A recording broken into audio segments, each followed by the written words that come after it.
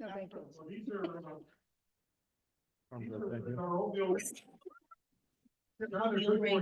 raisin. Yeah, okay, You sound like That's fine. like your mom.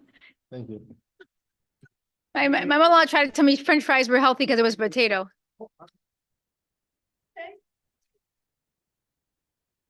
That doesn't look like oatmeal raisin. She didn't have her glasses on when she picked them up. Those look like chocolate chip. Well, maybe it's a combination.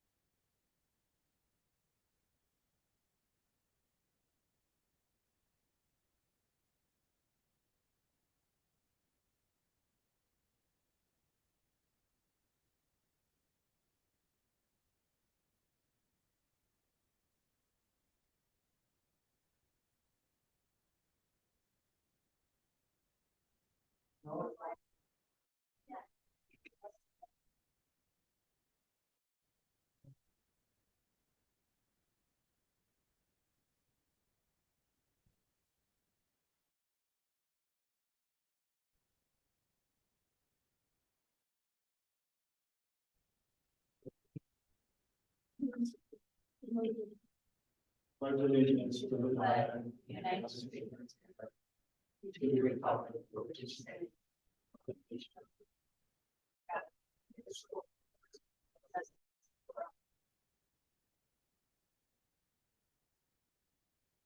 Grant us, O Lord, light to our understanding, prudence in our investigating, foresight in our planning, sincerity in our deliberating, the grace to follow truth in our judgment. Help us to be moved in our decision, neither by fear nor by self-interest, and to do our work faithfully. May we respect the authority vested in us, for thou art the source of all authority, and may we use it in our directives for the common good. Amen. Anybody else? Yeah. Nice. Thing I said when. You were over here early, you would have heard. Call to order, roll call. Please- Ryan, Excellent. Mr. Cred, Ms. Ice. Here. And Mrs. Hardwick. Here. Okay, Okay, grants committee meeting, discussion of grants and awarded, thanks over to Mr. Conrad. Thank you, Mr. Mayor. And thanks to everyone for coming in a little early today. Just wanted to give an update where we're at with grants. It's been a lot going on in recent months and weeks. I did send out an email, kind of good news items is we did hear back from the Ohio EPA that we were awarded the H2O Rivers salt reduction grant. So that was good news. OPWC, we were on the pre-application list. But there's more to discuss about that, and I'll kind of go through these one by one, but kind of wrapping up the grant cycle here for fiscal year 2024, and then looking forward to future grants. So what order did I put here? Okay, so the Safety Funding Award, which is affectionately known as the Sidewalk Safety Project. I did put in the packet here that you guys would have some work that Pete has done recently with preliminary design scope of services. So those are just pretty pictures to look at because pictures are worth 1,000 words, right? So kind of see what the preliminary plan is. I did reach out to Neil Shop at ODOT yesterday and got an email back today that our project has been programmed. So they have a draft of next steps letters that will come to us. They just need internal review on that. So we will get that in the coming days, or knowing ODOT by more like weeks, but it's on its way. So that's moving along nicely. And then, as I had stated in the email, I have a grant submission, or what the notice of funding opportunity is for Lake Transit Accessibility Grant. I didn't print out a copy for it, but if anyone wants, when you make copies or pass it around. It's attached Is it to attached? the regular console packet. Yeah. Okay, so it'll be in your regular council Yeah. packet. Trying to save trees here, even though we have enough wood from the last storm to probably take care of it. But kind of a cool program that, our initial project was the inspiration of it. After meeting with Ben Capel, the CEO of Lake Tran, they put together a formal grant application for all local communities that have Lake Tran stops. And essentially it's about connectivity, so connecting sidewalks to these stops, making them safer and more accessible for those that have mobility devices and need to use the transit system.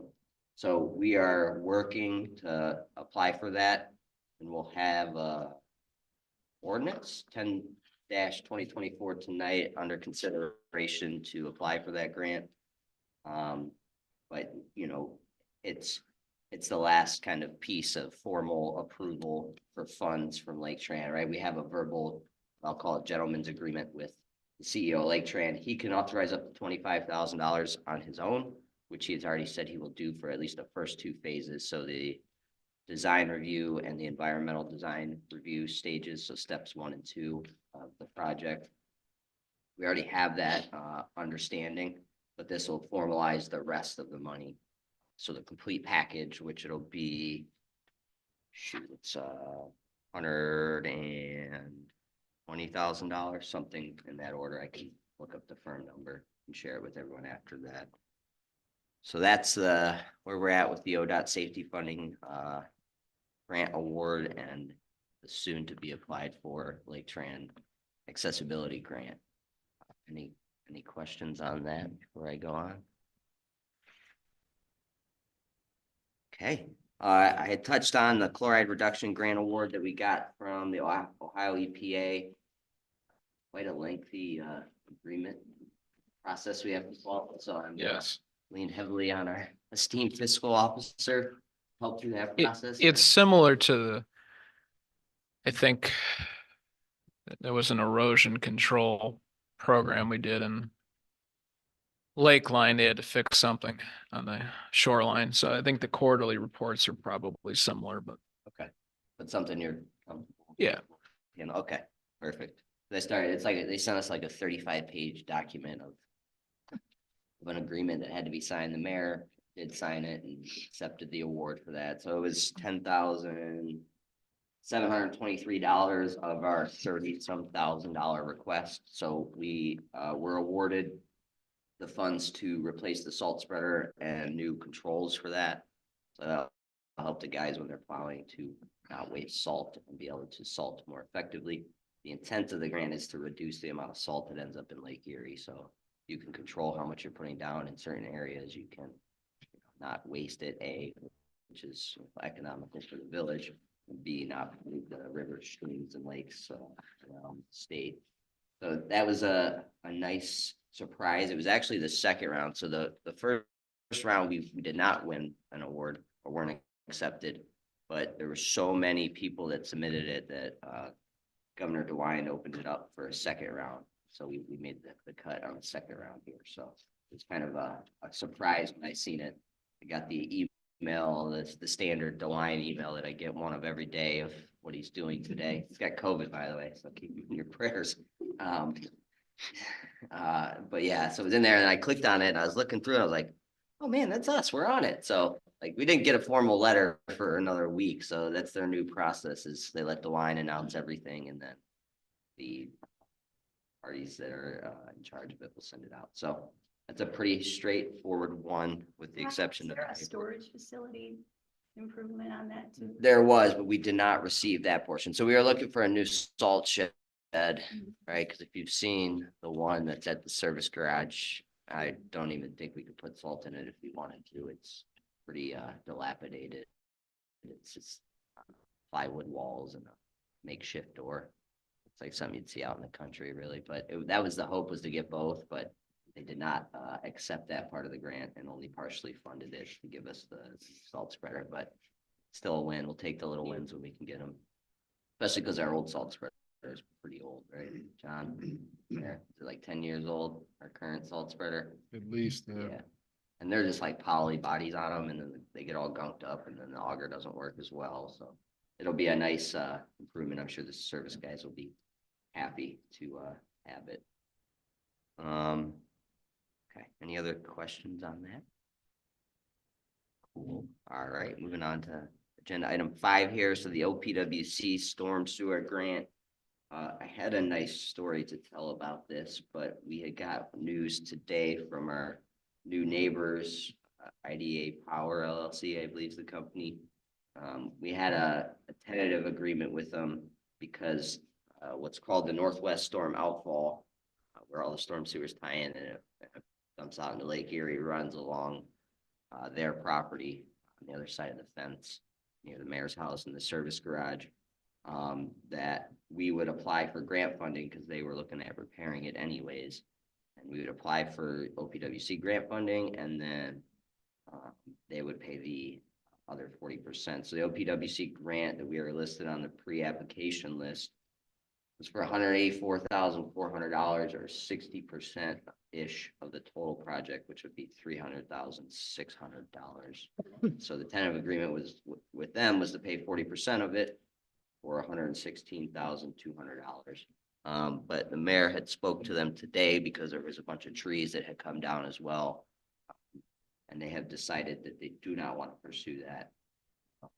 So we have some options of how to handle this. I think for tonight, the best plan or the best course of action would be just to table the ordinance that we have to apply for at 9-2024 and, revisit, is there other areas that we can transfer that potential grant to, and what our finances look like for financing the other 40% portion.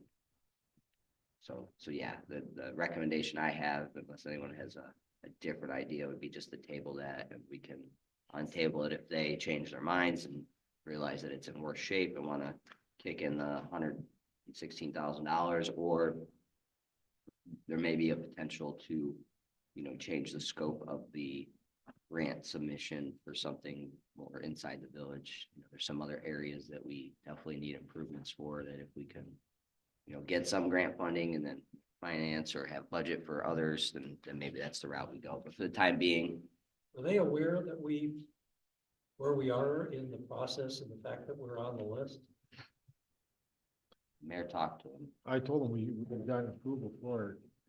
And that's when they They said, just said oh, they changed their mind. gee, I don't want to write that check. Yeah.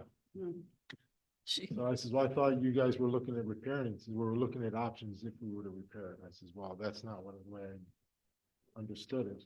That's a great way to start a relationship. Yeah, it is. It's literally his neighbor, right? Literally. Right They come next through our door. backyard to get around to it. Oh, So, no trespassing sign. And all their trees fall on my house. No, I'm not lying. that's your story. I'm not lying. Right on our roof, all of them. All right.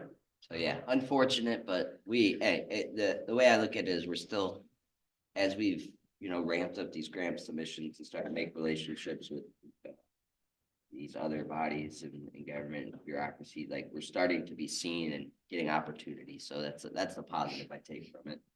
Because getting on that list is not always easy. It's very competitive, and every Lake County entity is asking for funds from that. I guess Pete might be happy because one of his was right below the line, and now if we don't go for it, maybe he'll be above the line for one of his other communities, but we'll keep an eye out on it and keep working towards it. And see if there's some other way to utilize those funds or some other way to make a project happen. But currently let's wait and see and table this tonight.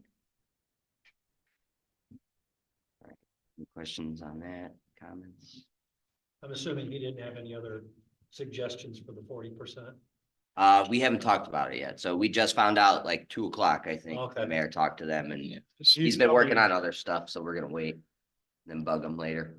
Yeah, he's coming in town next week and I will be meeting with him. So he said he does want to meet with us either way. And they're gonna ask percentage. We still haven't found the easement for that storm sewer.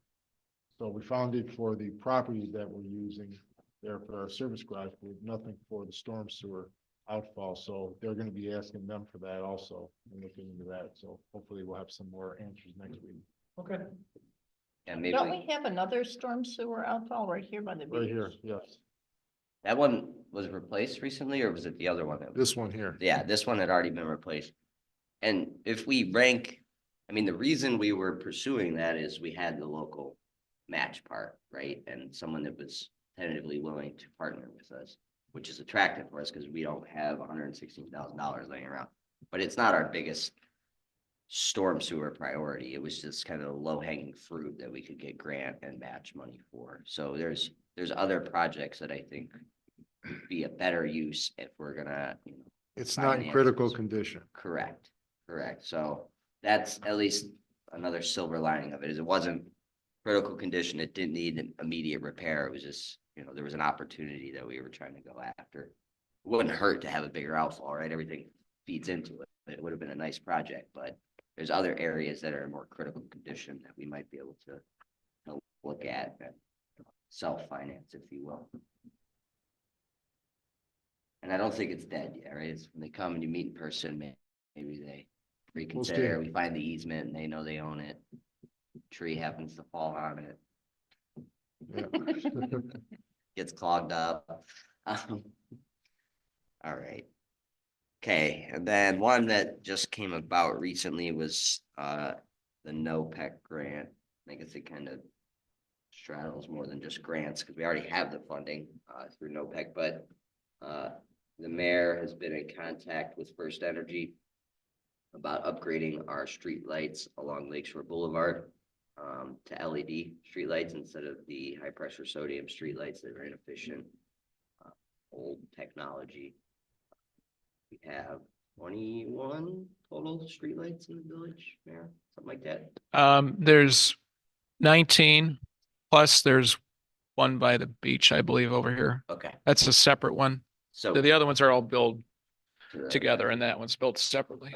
So 20 total streetlights, but it is, I guess, our opinion, I'll use our as me, the mayor, and mostly anyone I've talked to, that we don't want to upgrade the ones in the village to LEDs because they are those bright, obnoxious white lights. So they do have value and they are more efficient, they last longer, and they will save us money on our electric bill, right? Because they use about half the power of high pressure sodium bulb. But just for aesthetics and to not have complaints of residents that there's bright white light shining in my house at night, we're just gonna focus on Lakeshore where, that type of light would be beneficial for cars and passengers, etc. So they are $207 a fixture to upgrade. The total would be $2,272 to do all 11 streetlights on Lakeshore. And I checked in with the fiscal officer early before the meeting, and we have of NOPEC grant funds available 4,760. We only have $3,117 appropriated, so enough appropriated to cover the cost of the streetlight LED streetlight upgrade should we wish to pursue it. I think it's a good use of NOPEC funds. It'll, like I said, it'll forever save us money, right? As those bulbs last longer, so we won't have to pay for the replacements, and then just the wattage, the kilowatt hours that we use will be reduced. So it's the constant saving on a daily basis for the village. So that's a reimbursement grant. So we'll make sure to send our proposal to OPEC first, and then they'll write a check, so we'll have the money. So we can get approved, get the check, and pursue it, Right. right? So we're not the reimbursement grant, but not the traditional. Right, we have to allocate the once you funds. submit the proposal, basically they will ACH money within a couple weeks and then. So we won't see a hit from our general fund like some Right. of the other body armor grant where we had money or any of those other ones, so. Yeah. And I guess in summary, just wanted to give shout out to everyone on council that's helped with this. Fiscal officer has been huge, and then the mayor was helping, establish connections, make relationships.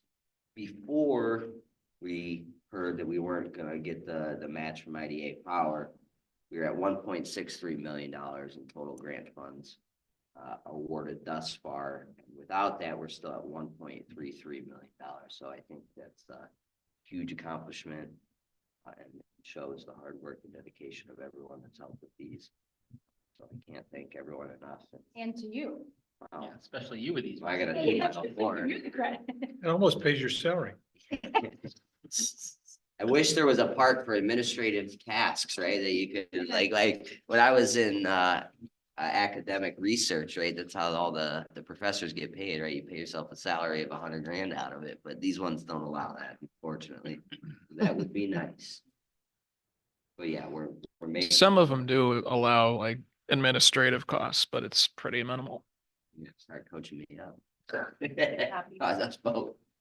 That would not extend to council person. No, does not. That is Sorry. already established in the codified ordinances.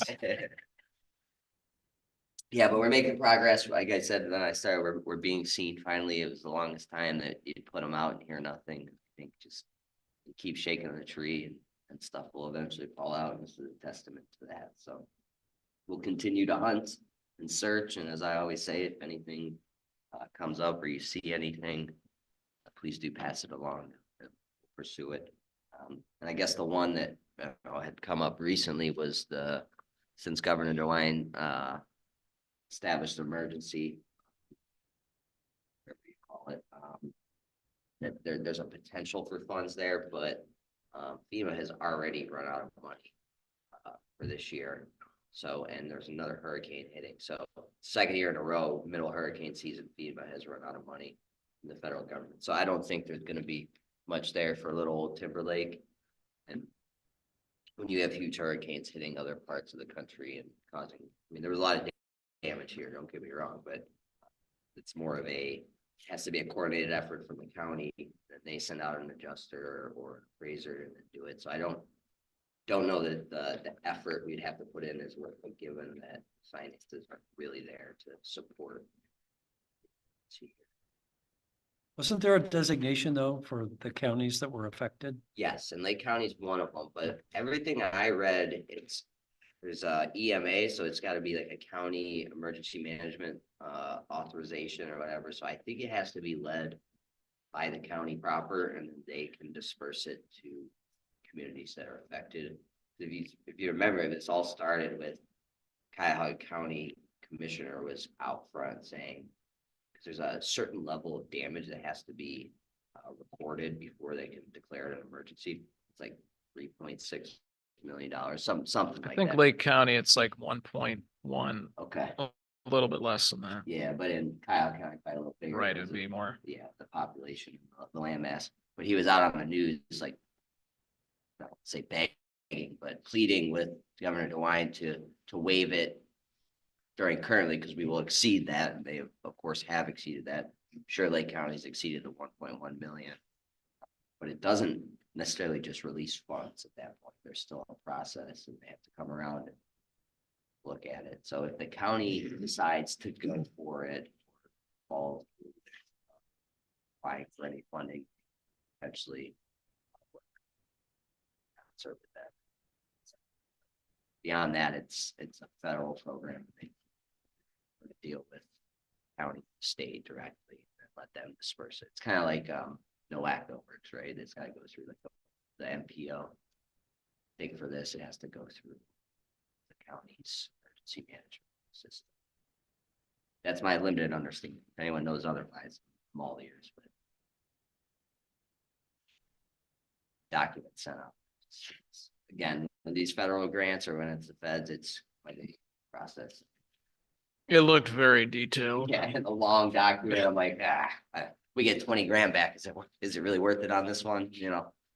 the balancing cost and time put in.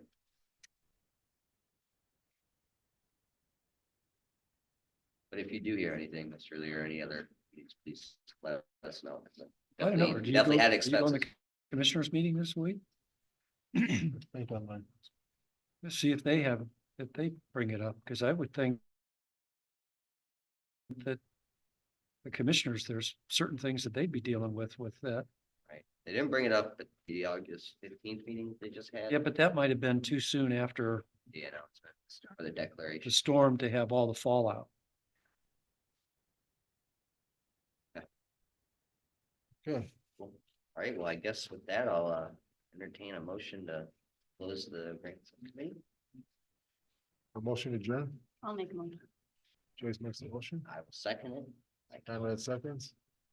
Roll All call, in please. favor? Let's do all. Verbal, all in favor? Aye. All right. All right, you got 5 minutes. We're adjourned. Got There we 5 go. minute break. Mark that down. I didn't get all my time. There's something. You'll make up for it later. Yeah.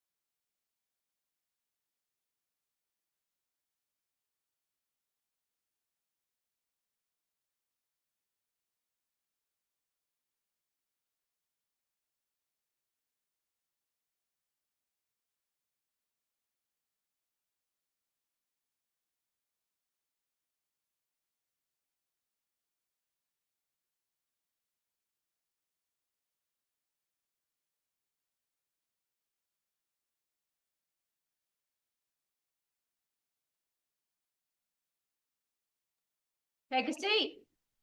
Yeah. Right, just want someone hot on the beach, but let's cheat them. Uh-oh, is hot defense? Seriously. Just now? Just Oh, that younger before? couple, the younger couple with the little kids Are they going in or coming out? Going down. going down. Probably to check it out. I think they parked right on the I do. They're a big Armada SUV. It's like right on the graph. I think you park. Please stand for the Okay. pledge. Make sure your mic's on. I pledge allegiance to the flag of the United States of America, to the republic for which it stands, one nation under God, indivisible, with liberty and justice for all. Grant us, O Lord, light to our understanding, prudence in our investigating, foresight in our planning, sincerity in our deliberating, grace to follow truth in our judgment. Help us to be moved in our decision, neither by fear nor by self-interest, and to do our work faithfully. May we respect the authority vested in us, for thou art the source of all authority. May we use it in our directives for the common good, for thy honor and glory. Amen. Amen. Call for order, roll call, please. Mr. Joyce, Here. Mrs. Joyce, Mrs. Hardwick, Here. Mrs. Mara, Mr. Conrad, Mr. Thompson. Thank you. Now we'll go to public comment. Please come up and state your name and address and please turn the microphone on. And go win some bocce. There's a button right there in the front. There you go. Very Brent Gardner, is it on? Sorry. Brent Gardner, I'm at 7 Napoleon, the intersection of Showendowski and Napoleon. When my wife and I moved in, considering purchasing our house here in Timberlake, Elsie Cornaccio was the owner. And our one concern was the 10 trees on the right of way around our house. And Elsie, I guess she was the tree person. She said, oh no, the village takes care of all that. So we bought the house. And I do understand the position you folks are in, as we are. These trees, which make Timberlake the timber part of what we are a major liability. 2 of my 3 sides are village trees. I have 10 trees on right away. On a fixed income and looking down the road, this is going to be an imposition.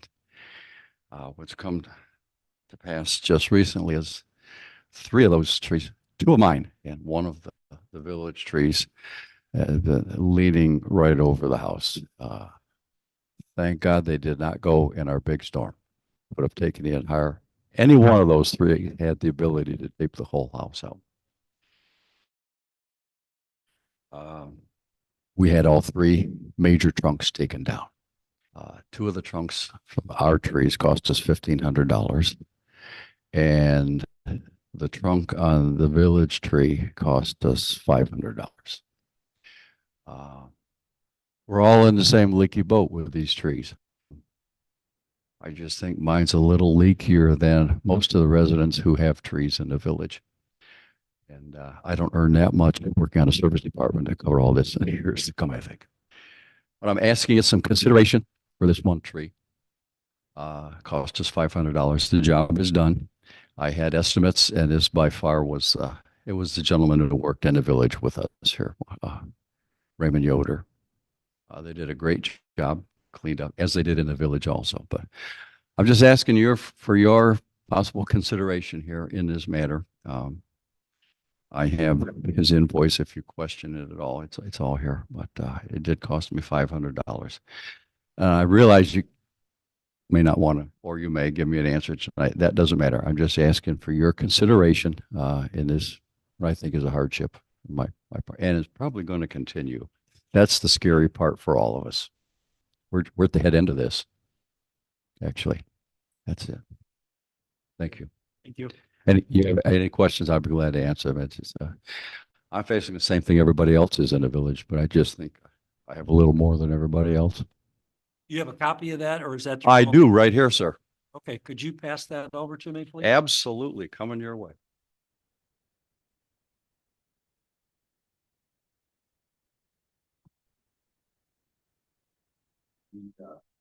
top two items, or the top item is what we. And he explains it right there. Yes, that's. All right, thank you, sir. Appreciate it. Thank you, folks. Mayor, when we have a tree committee meeting that we're talking about having soon, would that be a good time to bring up Brent's mitigating circumstances? Well, we can bring up topics like it, but maybe this is some, we address. Well, you might want to address this as part of your discussion. His public portion, in other words, No, I think that each council person has their own time to speak. I think during that time, you can address it. Okay. Sure. Sure, and thanks, Brent, for your Thank you. hard work on the service department. Yeah, thank you. Yeah, Oh. thank you. And for the record, I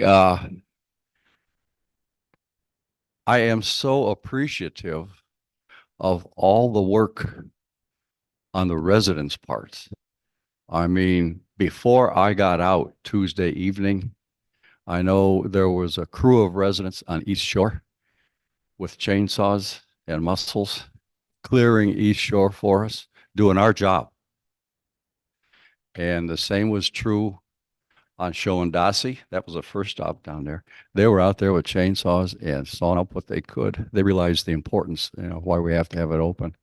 And that continued. That really continued. So I appreciate that too. It works both ways. Yeah. Okay, Thank thank you. you. Thanks again.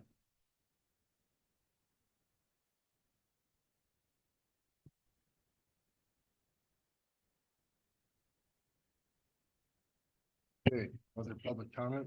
Yeah.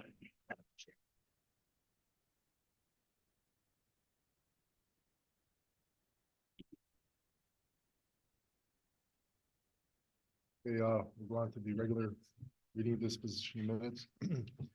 I have a motion to approve the regular council meeting minutes of June 18, 2024, please. Moved.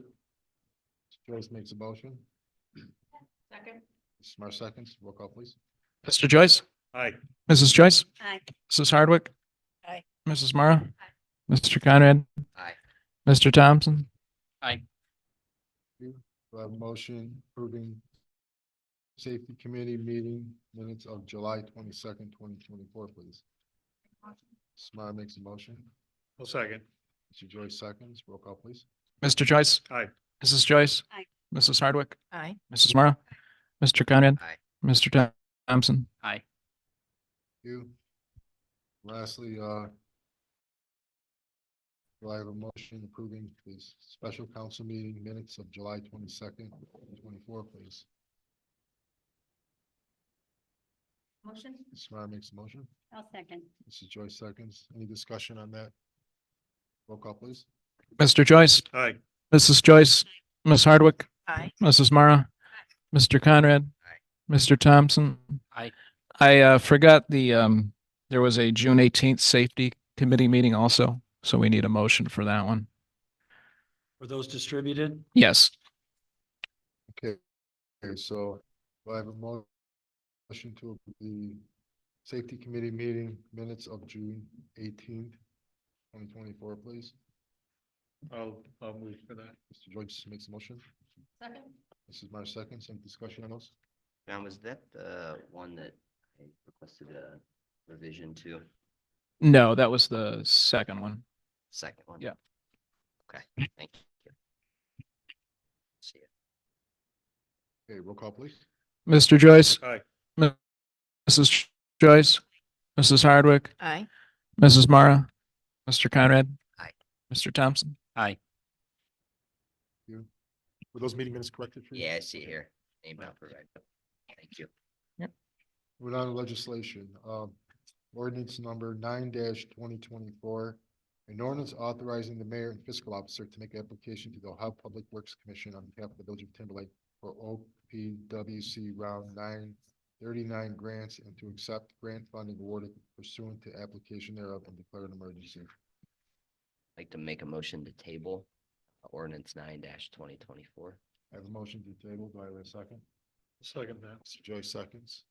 Discussion on that? The, There's no discussion no, on the table. okay, I didn't think so. Roll call. Mr. Joyce. Aye. Mrs. Joyce. Aye. Mrs. Hardwick. Aye. Mrs. Mara, Mr. Conrad, Aye. Mr. Thompson. Aye. Next, moving on, ordinance number 10-2024. An ordinance authorizing the mayor and fiscal officer to make application to Lake Grant on behalf of the Village of Timberlake for transit accessibility grant funding awarded pursuant to the application thereof, declare an emergency. Do I have a motion to suspend the rules, please? So moved. Mr. Conrad makes a motion. Second? Mrs. Mar seconds. Roll call, please. Mr. Joyce, Aye. Mrs. Joyce, Mrs. Hardwick, Aye. Mrs. Mara, Mr. Conrad, Aye. Mr. Thompson. Aye. Thank you. Do I have a motion approving ordinance number 10-2024, please? So moved. Mr. Joyce makes a motion. Mrs. Mara seconds. Discussion. So there's quite a bit of information in here for reference. Exhibit A is the online form. How it'll be submitted to Lake Tran. And then the document after is what I mentioned, the notice of funding opportunity transit accessibility grant, where it goes into detail. What's required in their point system. And kind of the timelines and application dates. So all the information's there, should you care to review it at a later date or now, or have any questions, I'd be happy to answer, should there be any. No, looks good. Good job. Hang on a second. We got knocked off the internet. For some reason. Gremlin.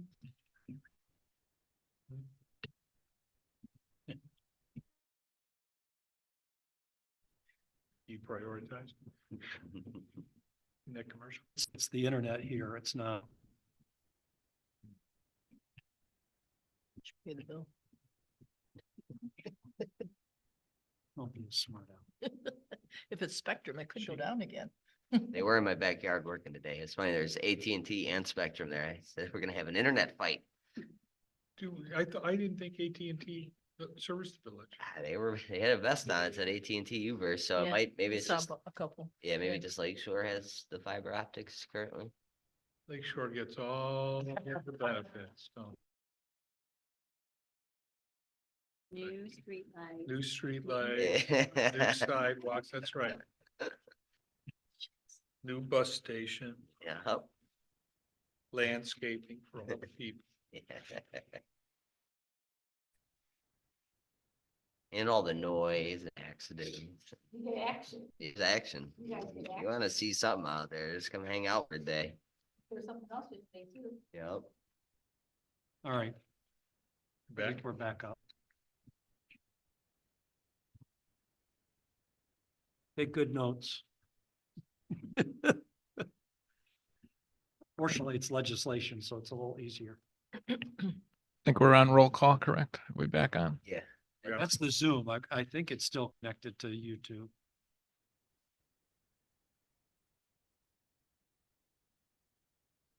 You look like you're up.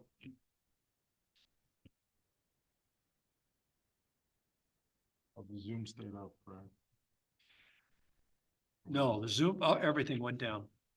It said unstable connection and then it dropped out.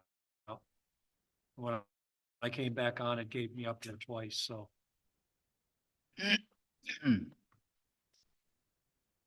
Yeah.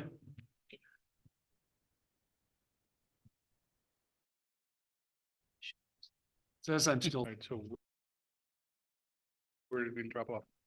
no, you're fine. You're after the second or going on to item C. So we're in discussion. Discussion Yeah. or roll call if there is no further discussion.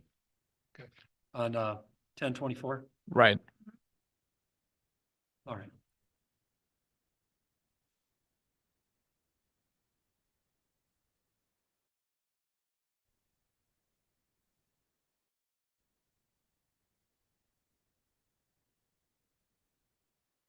So are you waiting for me?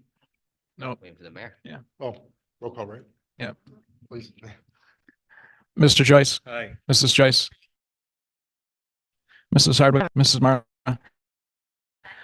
Mr. Conrad, Aye. Mr. Thompson. Aye. Okay, thank Your next resolution number 24, is a resolution amending the permanent appropriations for the village of Timberlake, Ohio for the year 2024 and declare an emergency. Do I have a motion to suspend the rules, please? So moved. Mrs. Joyce makes a motion. Do I have a second? I'll second. Mrs. Joyce seconds. Roll call, please. Mr. Joyce, Aye. Mrs. Joyce, Mrs. Hardwick, Aye. Mrs. Mara, Mr. Conrad, Aye. Mr. Thompson. Aye. Thank you. Do I have a motion approving resolution 2024-17, please? Motion? Mrs. Meyer makes a motion. I'll second. Mr. Joyce seconds. Discussion. So, I just wanted to review Exhibit A. So,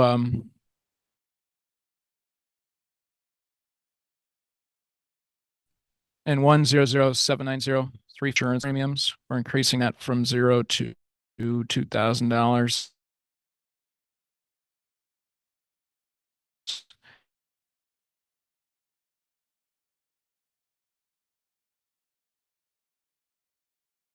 And that's to pay for deductibles billed by HAS claims. Increasing 100,620,520,000. That's equipment. So that's going from 0 to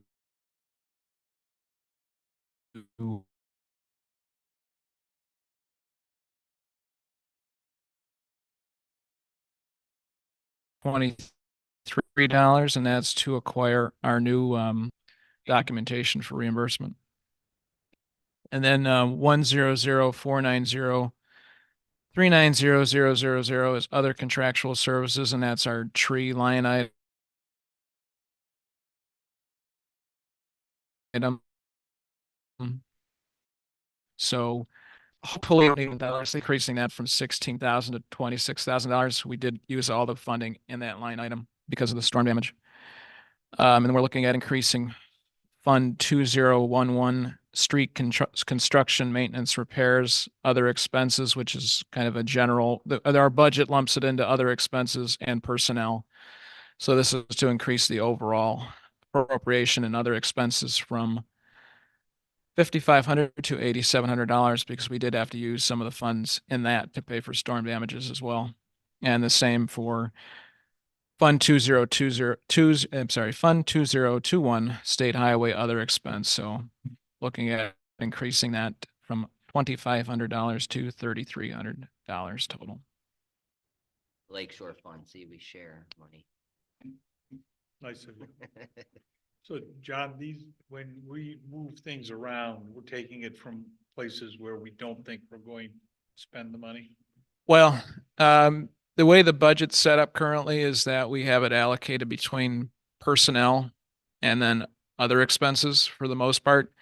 So that gives me the ability administratively to shift money around in the other expenses area line items. Okay, so it would come out of one of the line items that, Well, or are you just shifting from so this is like a total, this is a request for a total increase in that fund. Okay. Well, 2011 and 2021. The other ones are also asking for increases in the general fund. So the last two are just more general. That way I don't have to list 6 line items that I have to adjust. Yeah, So, but we're and I don't know if I'm asking the question the right way, but we're just taking out of one pocket and putting it in the other one. We're not actually increasing the budget. no, we are. We are. Yes. Yes, correct. Okay. But based on our current spending trends being under budget, this will still be within the expected operating at a surplus. Yes. Okay. I mean, the storm damage will Yeah, we can't affect anticipate that. I mean, that's Yeah. going to probably decrease the surplus by $20,000. So, Okay. Yeah. All right. Yeah. We're not going to find ourselves in a deficit spending. No. Situation. Okay. Any other questions? Okay, roll call, please.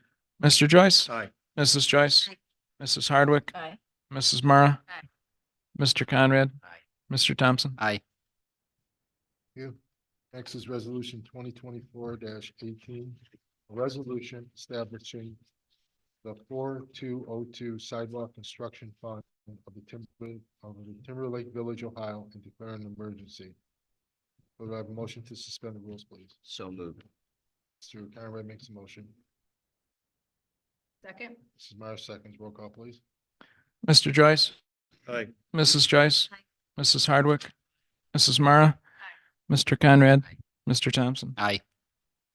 Do I have a motion approving resolution 2024-18, please? So moved. Mr. Conrad makes a motion. I'll second. Mr. Joyce seconds. Discussion.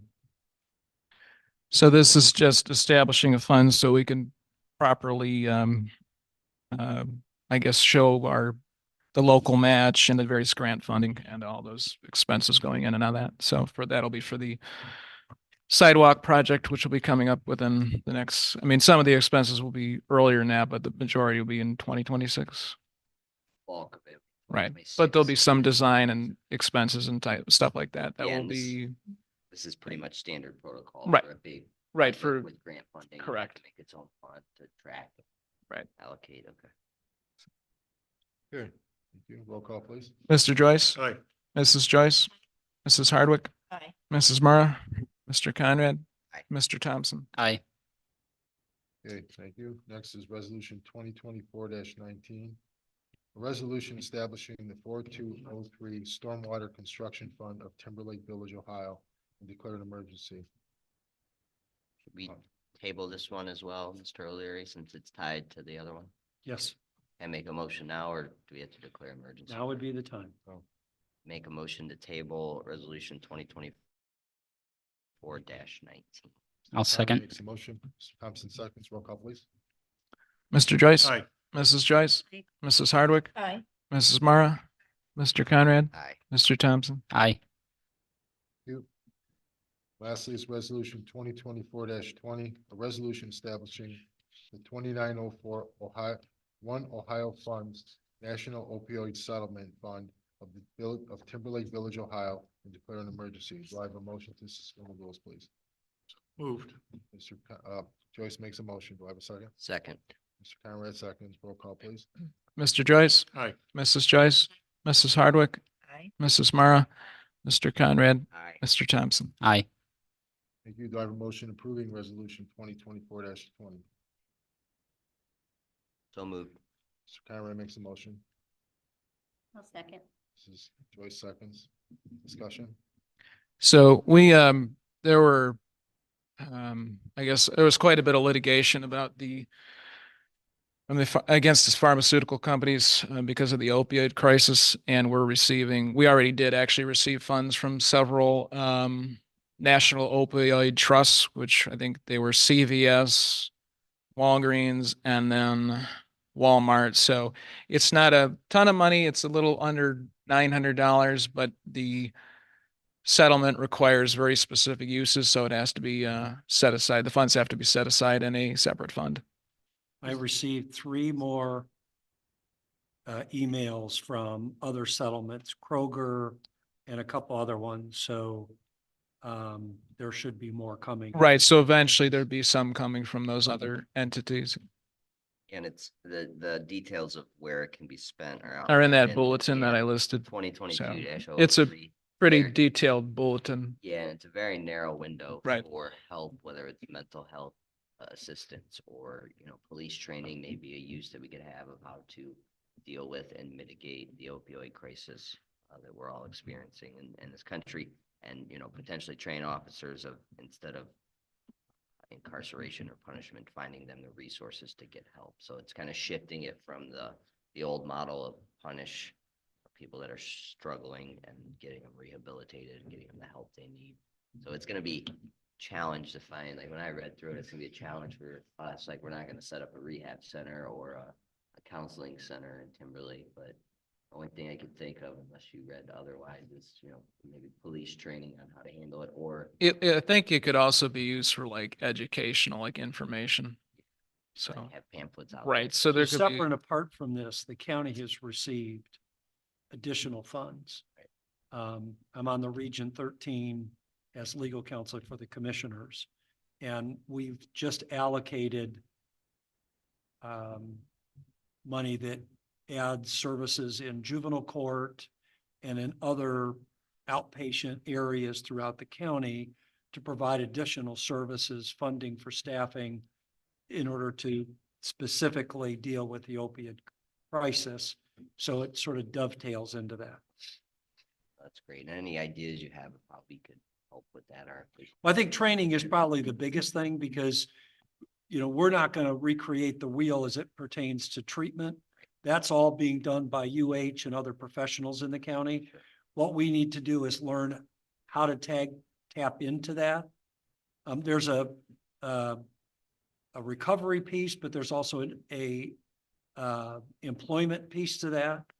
There are a couple of employment places where people can be sent, even if they have a felony on their record, where they can be retrained in different professions in order to be able to get out of that cycle.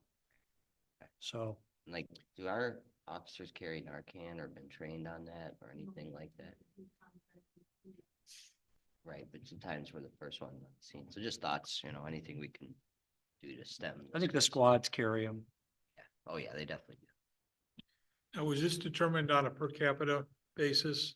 That we didn't have to apply for this? This was just something that comes to, Right. I believe it was allocated per capita. okay. But we did have to, In the very beginning, we had to apply. right, we did have to the apply. Participate. So I Right. did for us and several other communities that I Okay. was involved in. Okay. Okay, any other questions? Roll call, please. Mr. Joyce? Aye. Mrs. Joyce? Aye. Mrs. Hardwick? Mrs. Mara? Mr. Conrad? Aye. Mr. Thompson? Aye. Okay, moving on to reports. First of all, the mayor's report. I just wanted to say that Family Fun Days I thought was a great success. I want to just thank all those that volunteered and helped out.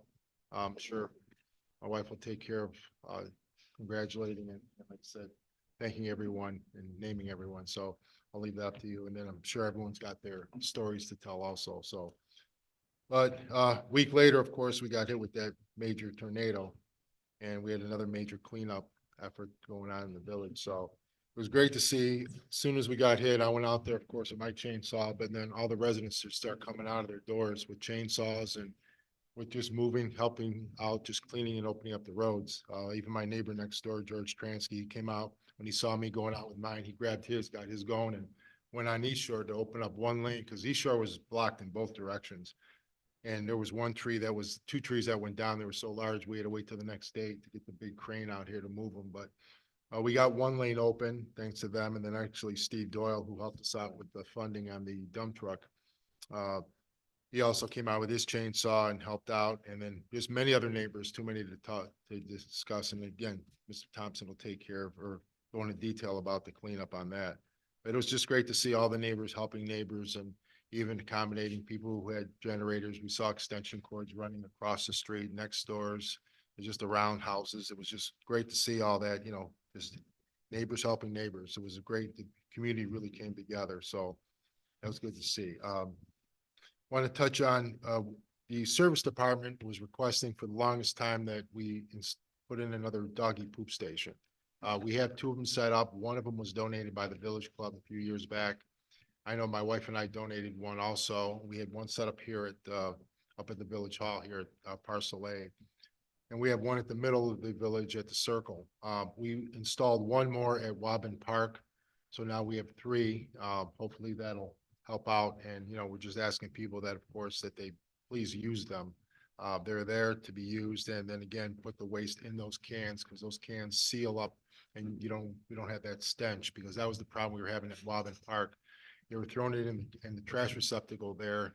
And the smell was just, you know, overwhelming there by the playground and at the tennis court. So, and again, Mr. Thompson will go into a little more detail on that. We had a couple flooding occurrences happen lately, major torrential downpours, the flooding of our streets. A lot of the catch basins, because of the storm, got plugged up, which have then been cleaned.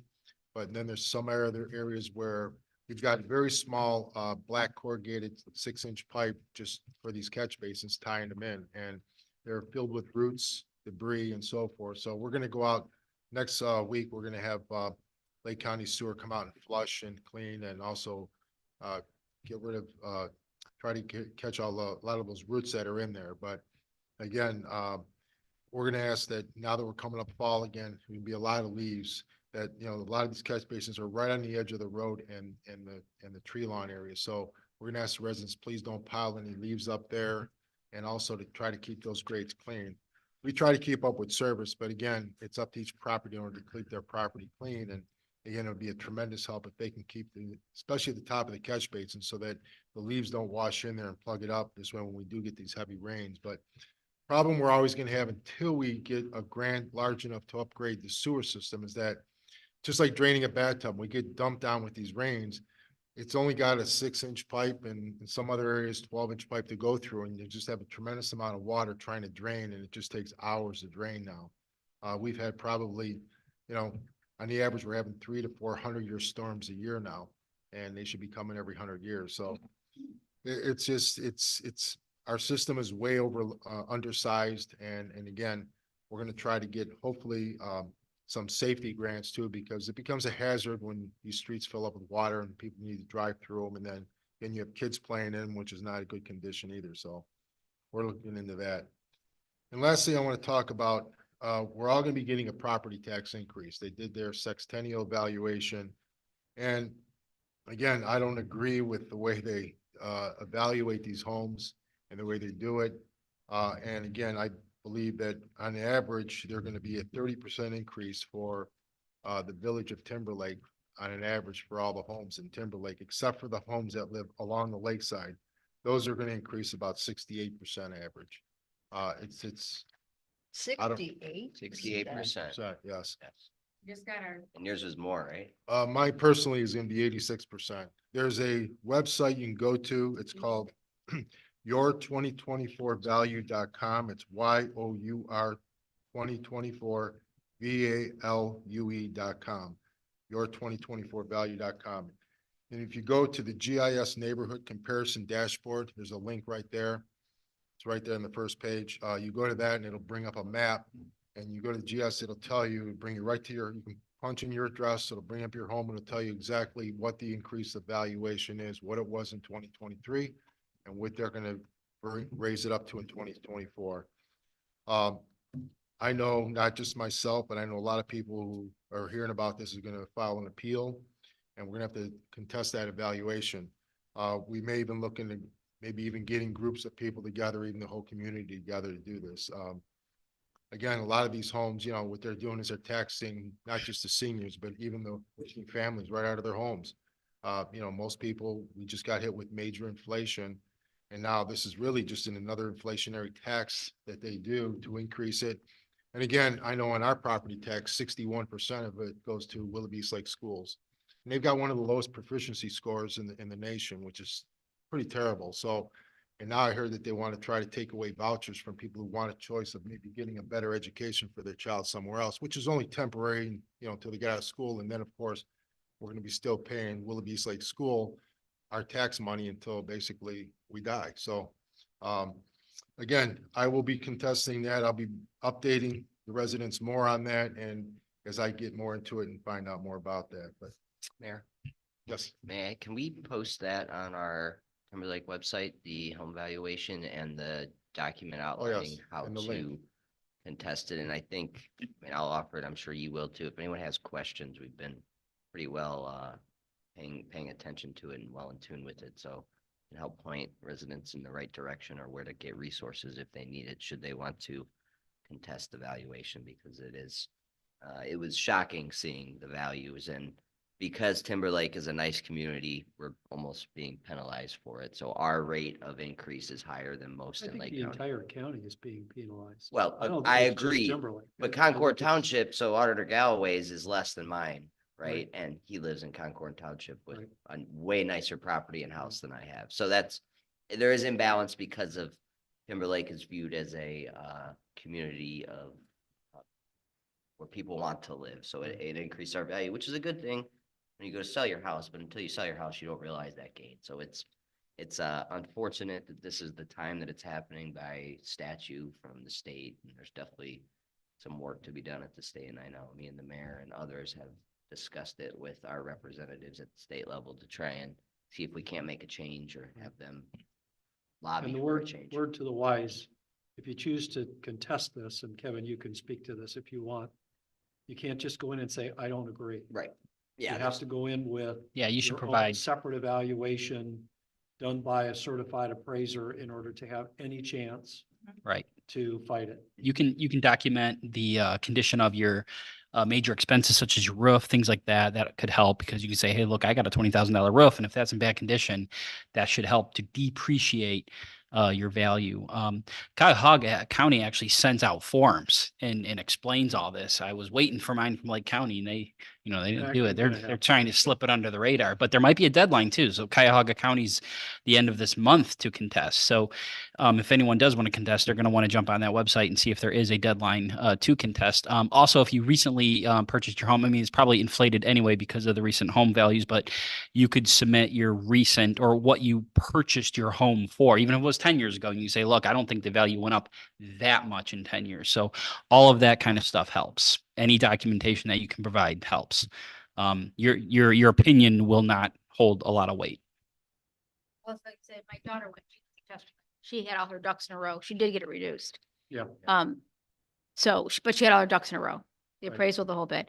And I know Cuyahoga County is having town halls in certain parts of Cuyahoga County, and people are not happy, and they are assembling with their officials and letting the officials know. So, time for Lake County to do the same. And if anyone did have storm damage, Auditor Galloway did speak at the commissioners meeting, right when you go on the auditor's website. Obviously, if a tree went through your house, you probably have a pretty good argument for decreasing your valuation or any storm damage for that matter. So maybe an easier level burden of proof you'll have to give should you have had storm damage. So you can, I guess, capitalize on the unfortunate events if it's. I asked so that happened. whatever you put on the website, that also goes in the Times. Yep. Okay, Thank you. All right. Thank you. Okay, solicitor report. I just have two quick things. One is, I mentioned at the last meeting that there's a fellow in Portage County that's been reviewing minutes and records from different communities and filing based upon his concerns about things being done not in an open meeting setting. And sure enough, we got an email on Friday or Saturday indicating that he had looked at ours and saw some problems, but didn't indicate at that point that he was going to pursue anything. In fact, he even mentioned my comments about what he's doing. And as a result of that, I am going to ask to withdraw my request for executive session today. I'm going to take care of that at the safety committee meeting, and I'm hoping we'll have one in September so I can address my concerns at that meeting. The second thing is, and I told the mayor this yesterday because I didn't want him to be surprised. I turned 67 in July. I've got 30 years in PERS. And so I've made the decision to retire at the end of 2024. So I will be staying through the end of December if you want me to stay. Yeah.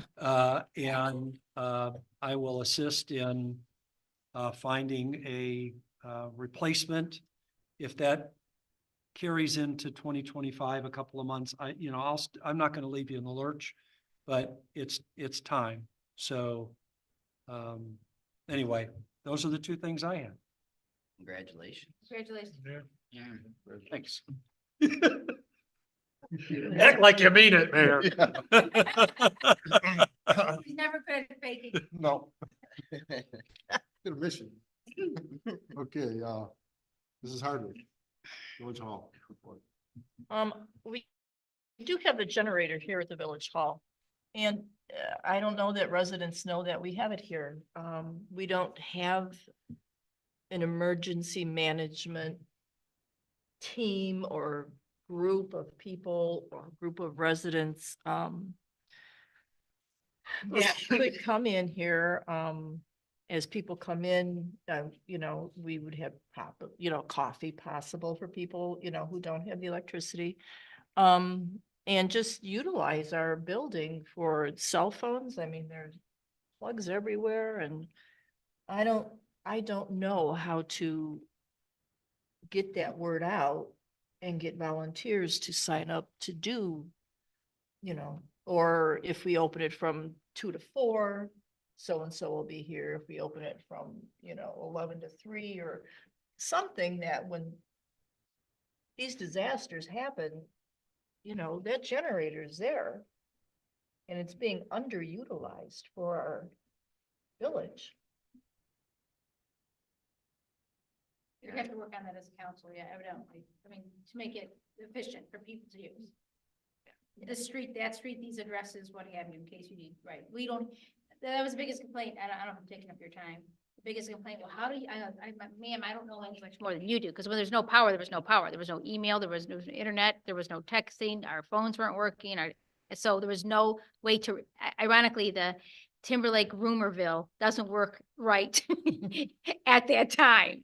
So it's true. We need to come up with some sort of system to tell people to come down to the hall, one of us be down here or what have you, or an officer down here so that people could maybe get a cup of coffee, charge your phone for 2 hours or what have you. And then thank you. That's a good idea.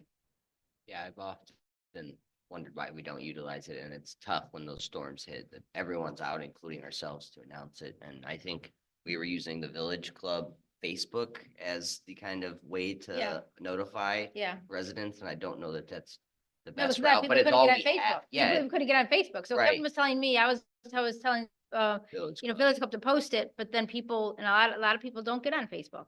Yeah, and I don't know, like, you can't, not many people have landlines that operate, so there's not a good way that I could think of, aside that I could think of while it was happening, and fortunately I was out of town while you guys were dealing with it all, but is the signs that we have for Village Club, like, you know, Village Hall open from 8 to 5 for a cooling state, right, because it was middle of summer, right, thankfully it wasn't unbearably hot, but, you know, we've had it in the winter where power goes out, and you can use it for a warming center or a cooling center, charging and kind of getting some normalcy back in your life. So I wholeheartedly support that, Cindy, and I think it's something that we should consider of how we do it. how we go Mhm. about it and how we implement it. Yeah, I'm thinking too, you know, a lot of people did have generators, but the people who didn't, you know, I don't know how many it is, but if you just open it and say, you know, there's a power outage for a couple hours, you know, and I'd be willing to come and babysit. That's what we need to do, how to organize that sort of But thing. I found myself carrying my phone and a cord everywhere I went and robbing electricity, meetings, visit. I was just, can I plug my phone in? Because it Well, that- was all you had. That might be a good agenda item for the safety committee to establish a response team for warming/cooling center. And that's something that we could put out in the Timberlake Times so that people would know while they have power, hey, if it happens again, Right. we can look up here and see if somebody's available here. So One other thing, a couple of residents told me about they had medications that need to be refrigerated. So they were out for our refrigerator here. For medication, now we gotta be careful. because- Privacy issues and all that. Yeah, so.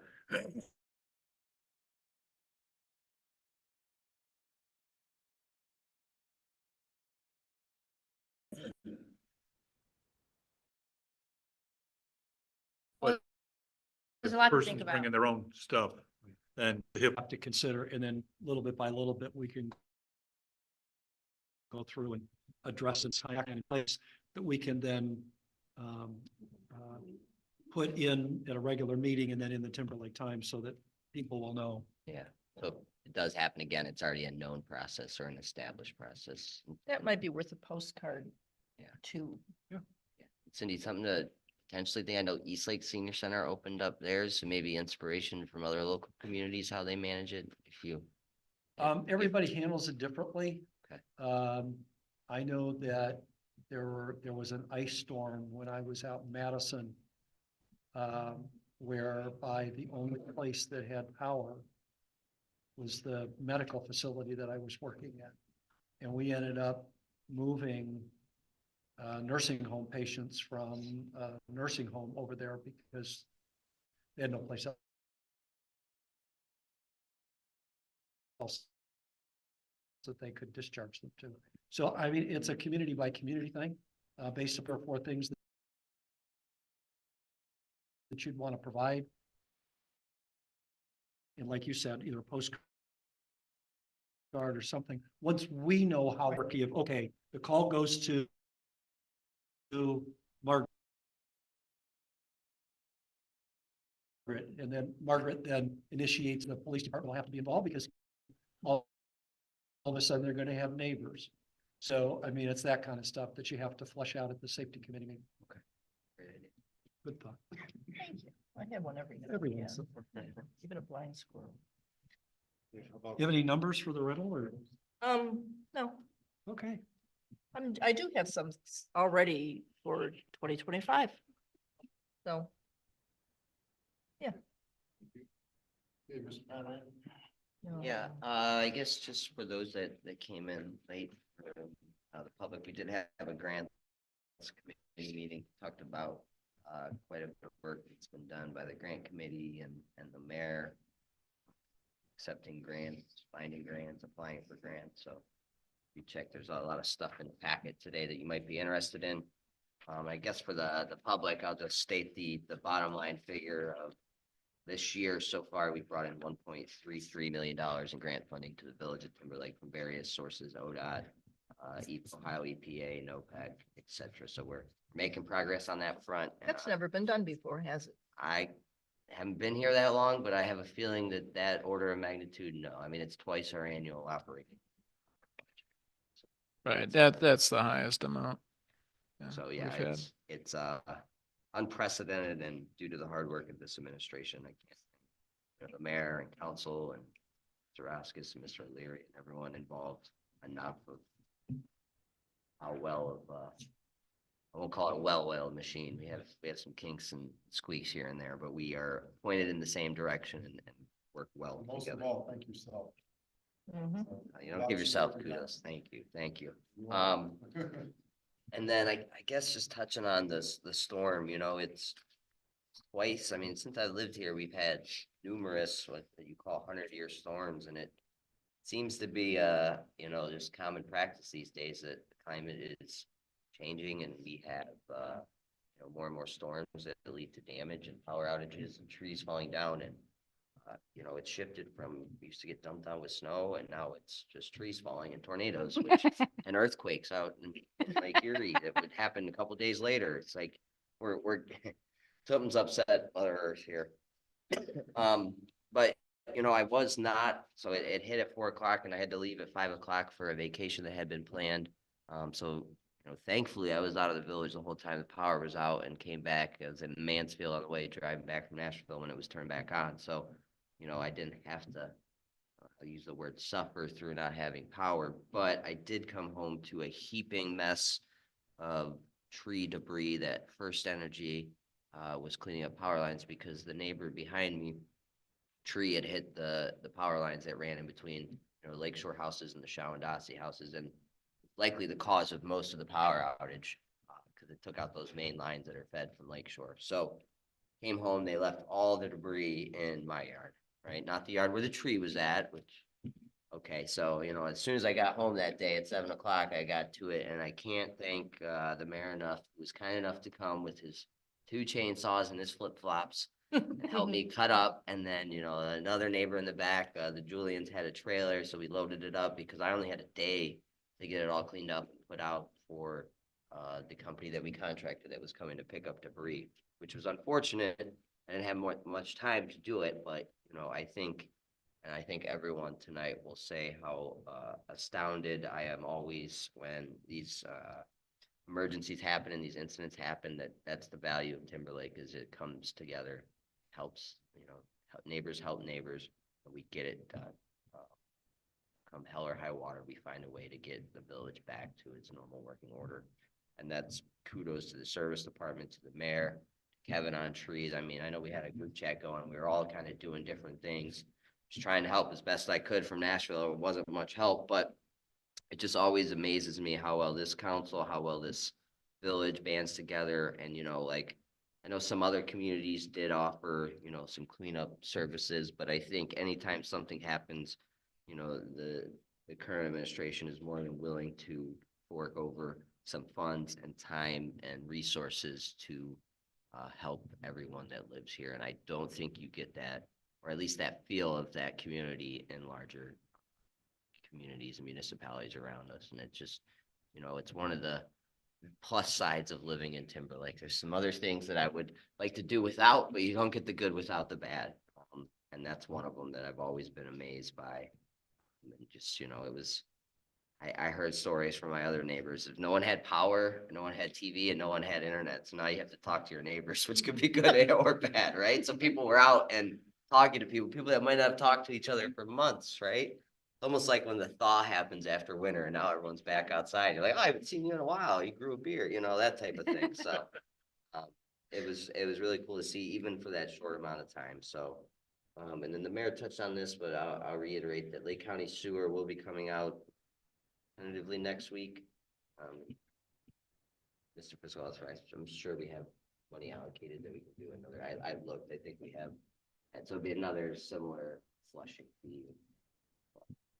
Yeah, we haven't spent much out of either storm or the sanitary Well, so we'll do sewer fund or line items. what I'll call preventative maintenance on it and flush some storm sewers. And I have an email out asking if they can handle that black corrugated pipe that some of the storm sewers have as outlets feeding into the larger 6-inch pipe. And something maybe to put on the list, Mayor, is start marking where those are at. And I know our service department did a great job and saved the village tons of money by repairing one broken pipe previously. Is there a way that we can start to slowly chip away and get rid of that corrugated pipe and feed in? No, it's a full project. It's not like a little run of it. No, it's Okay. not like a little bit there. Okay. You need runs. Okay, just a thought as you were talking, but You have to get it back. I'm trying. Trying. They don't often give them for storm sewers or sanitary sewers. You got a better shot. So that has health implications, but storm sewers, you're pretty much on your own. But we'll keep working at it. And again, I just want to thank everyone on the council and in this community that banded together in times of need. And always honored to be a part of this community. So that's all I got. Thank you. I want to add something if I could, and they'll never know that we're saying this, all the companies that came, the electric, everybody, I've never met nicer people in my life. Yes, ma'am, no, ma'am, ma'am. I'm from South Carolina. I'm from Toledo. I'm from, these guys, this is their job, to leave their family and come help our families. And the one guy said, this is my 7th day of a 16-hour stretch every day. And this was on a Thursday and he didn't go home until Sunday. So, without any of them, we wouldn't be where we are today. It's tremendous. They do tremendous work. Yeah, there was a lot of our villages in North Carolina because they were in my Yeah, yard. That's how North they Carolina, access. too. Well, their equipment tore up my yard, but in hindsight, a little bit of grass damage and issues is well worth Get that in there. getting. Yeah, it's amazing that they got it in there. And thankfully, one car wasn't home, so they could go right up my driveway and access it because they had no other way. And again, today I had Spectrum and AT&T there again, and they left me some presents to clean up. But guess I have new poles now, so hopefully the next one, if a tree hits it, it'll still stand up. Good. Mr. Joyce. Okay, yeah, great job, Ryan, on the grants. I wish I had known that they had left all that debris in your yard because I would have been happy to come over there and do the same thing. Family Fun Day, there was a terrific turnout for that. And obviously, special thanks goes to the village council. And I know I'm going to forget some people, but Kim and Mary Beth and Andrea and Laura and Natalie and Nadia and Cindy and all of the people that worked on it. Ryan for cooking. Bill, Julian for cooking, Jeff for bringing the chimneys to get us started in the 55-gallon drums.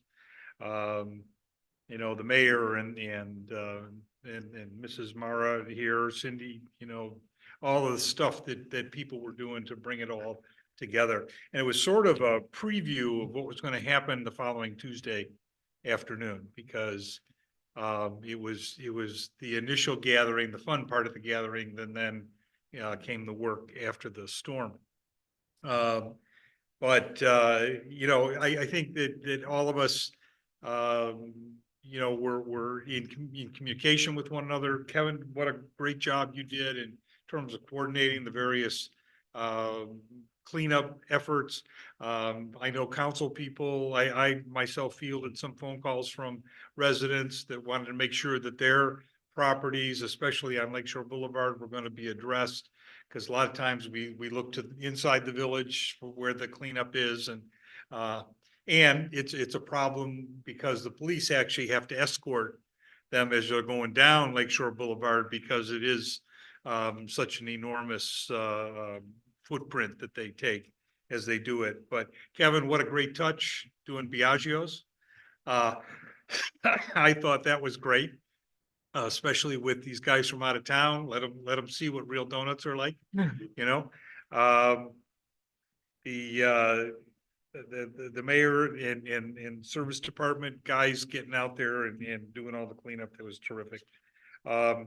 Looking forward to the clam bake. I think that you know, we have sort of a sandwich thing where we have the party, then we have a storm, Yep. and then we have another party, Yeah, you know. except for that, there's sweet tea. So, To a T. except the No storm is September not storm. exactly the frosting that I put between the two sides of the cookies. So hopefully that's the last of the 100-year storms that we get for a while, you know. So I'd like to thank Mr. O'Leary for his dedication to this village, to his leadership from a legal standpoint. You know, I've experienced that personally, as well as, you know, in my professional, you know, political situation. And I just want to say that your calm demeanor has talked a lot of us out of the tree, you know. And I will tell you, yeah, Wasn't mean to look. not everybody, but I will tell you that being a retired person, it is a decision that you will not regret. It'll probably be the best decision that you ever made. Well, maybe the second best decision. Your first decision. Getting was- married was my. Yeah, Say that's married, exactly you better right. say that, yeah. Make sure that gets in the minutes, please. So And then make sure that they're on the list for the Timberlake Times distribution. Yeah. But I will share one thing, professor of mine in labor relations at Cleveland State had a saying that for just about for everything, but he said there was an old Roman saying that it is better to go out carrying your shield than to be carried out on it. And I think you're making a really good decision. You have your health, you have, you know, your grandchildren, you've got all of this in front of you. And I think it's a terrific opportunity for you, and one that, yes, in the short term will suffer, but in the long term, it's going to be better for you. And I consider you my friend. So thank you. Likewise. that's it. Thank you. Thanks, Joyce. Just a couple things. We had our second wedding here in July. It was just beautiful. The hall just really just works really well. Your microphone? Oh, I'm sorry. Close the chat. You hogs it. Okay. Anyway, it was beautiful. The setting was beautiful. Everything, just the ability to go outside and see the sunset. I mean, it was gorgeous. We've got one coming up this holiday weekend. that Oh, you that'll might be wanna lovely. Pop down and take a Yeah, look at, yeah. 'cause they're really gonna go all out. Beautiful. I hope the weather holds for them. Yes. The second thing is, this is the first time I participated in the Family Fun Day Parade. And, you know, I've been here for the picnic piece of it, but it was the first time I was in the parade. And it really just took me back to my childhood and just just how fun it is and how just kind of that small town America feel that you just don't run into that much anymore. So it was a great experience. As far as the safety committee goes, the main thing we've been moving on is getting the long guns into our cruisers. I think all the equipment's in place, yes. And I think, is the training all behind us? Excellent. Great. That's good news. So that was the big push for the summer. We've got a couple other things we want to look at. We're looking forward to September 3rd for a public safety committee meeting, probably around 6. That works for you. It's the day after Labor Day. But that's, we'll be looking at some of those other issues that are hanging out there. And that's it. September 30 said? It's September 3rd. Yeah, it's the day after Labor Day. Okay, thank you. Okay, Mrs. Mara? More accolades to Mr. Thompson, who is very, very, very, very patient. He knows how to listen to residents in times of emergency. Sometimes people lose their temper and he didn't. I watched him in action, trying to keep me updated. So I put things on. So I give it to the Village Club. I know how hard it's out there. Like I said, I was head of the tree committee. I had complaints, but I never had 2 storms. Thank you. Thank you, Kevin, for everything you did. Thank you, of course, the mayor. He's always thinking ahead, pulling his car out before the storm because he doesn't want us to get caught in the house. Thank you for always getting out there. Everybody did help out. You know, you had mentioned Steve Doyle got out there, or just people I had never even seen that had chainsaws. And I think a lot of that goes to your first article that you wrote last year in the Timberlake Times, how without clearing those roads, EMS can't get in. So I think your article even from last year kicked in people to think like, oh, we have to go clear the roads now. You know, because I remember last year people were calling us and they were calling EMS and they were calling fire departments and fire departments couldn't come through. And I remember, him running out there, of course, in the winter, whether it's in the rain. But your article last year, I think, triggered people to think we got to get out there, and people did. I mean, it was wonderful, and the cords came out quicker, and the generators were shared quicker, and people were bringing each other coffee, and warm. So this one neighbor said to me, "I haven't had a hot meal in 5 days." You don't think about that. You forget about that. Because you just think about the people around you. The people that come over. So thank you, Kevin, for everything you did. Family fun days. There's so many people think Cindy, the president, Kim Wittersheim, Andrea and Patty, who decorates for family fun days. And the theme of Sun in the Fun or Fun in the Sun was unbelievable. The picnic was great. The Mary Beth, thank you very much for an unbelievable parade. It does feel like Americana when you're going down down East Shore, doesn't it? Mm-hmm. Yeah. So thank you everybody for a great a fun day. Back to trees. When trees do fall, I try to tell people when I was head of trees, watch with storms. If you cannot walk right away, I know people like to walk after a storm, that fresh air. Please be careful because things are still shaking out. You know this, Kevin. Things are still shaking out. And oddly, like even in our backyard, all of a sudden I heard a crack and it was like, I don't know, a day after the storm and a little breeze came by. I don't know if it was a little breeze and down went a huge tree. So please be careful when you're walking after the storm, up to 48 hours at least after the storm, because you just don't know what's already loose and just hanging there. I'm sure we all know what I'm talking about. Yeah, that's a good point too, because with sewers not draining as effectively as we want, the ground is saturated. And if you look at the trees that have come down, they don't fall, they uproot, right? So Literally. there's such a shallow root structure here, and then there's a foot of topsoil and then silty clay, right? So they don't have strong root structure. So these big maple trees, when it gets wet, they just upheave, and it's the same thing that happened in the backyard. So I like your suggestion of 48 hours after. Be very careful and conscious of where you're walking Because there's it's not even a dead or damaged tree per se. It's just it's too big and the ground's so saturated in that area that it just goes. So right. And the last thing, not as a happy note, I'm getting some complaints still about boats and boats noises and boats being started up. I'm sure you know what I referred to. And I got a same complaint today, same person. You know what I'm talking about. So we do have ordinances that need to be followed. And I know we just got out of a storm, and I hate to bring this up, but this person is, upset about boats being started up and worked on and I have no answer for that. I can't get into people's backyards. We're not allowed to go in people's backyards. Another person said that with all this wood and trash, she has saw rats in her area where she lives in Timberlake. Eastlake has had trouble with rats. I hope we don't, but she said she has seen them. So let's remember, even all these wood piles, either to rotate them or somehow tarp them or somehow, I don't know what to say, but just make sure our food or anything that's around those wood piles don't have any of your garbage around it too. So, I had those complaints even after the storm, before and after the storm. So I want to put that out there, that we do have those problems. Let's hope they're just a one sighting kind of thing with the rats and so forth, because everything's been uprooted, right? Animals have been uprooted, but she did report that even before the storm. So, once again, thank you for all who helped out with Family Fun Days. Thank you, everyone who helped out with the storm. That's it. Thank you. Thank you, Mayor.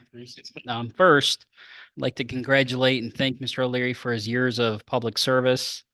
I know I'll miss you, and I'm sure we'll all miss your sound counsel. So congratulations. Sorry to see you go. Ryan, thanks for all the money. Looking for tree money, that's the next one, tree money needs. I wasn't going to talk about parks today, but there's just so much other stuff going on, but the mayor prompted it. So yeah, we have an ongoing issue keeping the Wobbin Park clean. We have some neighbors from outside the village, who otherwise I have no problem with that, but there's a caravan of teenagers and preteens coming in, and they kind of leave it a mess. I just think they need to be educated on it, and I believe one of them is a babysitter, and it just might be too much on that individual to make sure the younger children clean up after themselves. But it's been an ongoing issue. My wife goes to the park just about every day. And yesterday we stopped there, and there was a used diaper under the I think it was the fire truck, right? And it's like, just can you put it in the trash can that's 10 feet away? Like, why? Like, cans, rubber bands, colored pencils, actually some nice things that I would assume their parents are probably like, wait, where's your colored pencils? Well, they're all over Timberlake's Park. That's what I mean. I don't understand why they'd even leave half this stuff. So anyway, we are going to have to address that at some point. All I can say is that we should continue confronting and talking to people, young people at the park. If we see them, we don't want to scare people away. It's a park. I'm glad they're there. That's great. They should have fun. But we got to keep it nice so we can continue to have fun there. And I saw today the service department was getting rid of vegetation around the child's equipment, which was great because there was some prickly vegetation around the steps up to the slides. And, when you have a 2-year-old, that's a concern. So that's great that the service department's keeping up on that. Anyway, moving on. So pretty much everything that's said about the storm that could be said has been said here. I'll just, gloss over it. And I'll try to elaborate where I can, but, yeah, I mean, Tuesday, August 6th afternoon, it came out of nowhere. I mean, who thought that it was going to be that bad? I saw in the, I was looking, it was starting to get cloudy, and I was looking at my phone and yeah, at the forecast, and it is, some minor thunderstorms. Okay, well then a tornado rips through. It was just wild. It's crazy. But we suffered a lot of tree damage and tree related damage. Road obstructions, down power lines. Some residents, including myself, were out of power for up to 7 days, from Tuesday to that following Monday. Many homes and property was negatively impacted. Many more people, as people have mentioned here today, came out and came together. People who would otherwise have restraining orders against each other were side by side working. That was hyperbole, if you don't know what that is. No.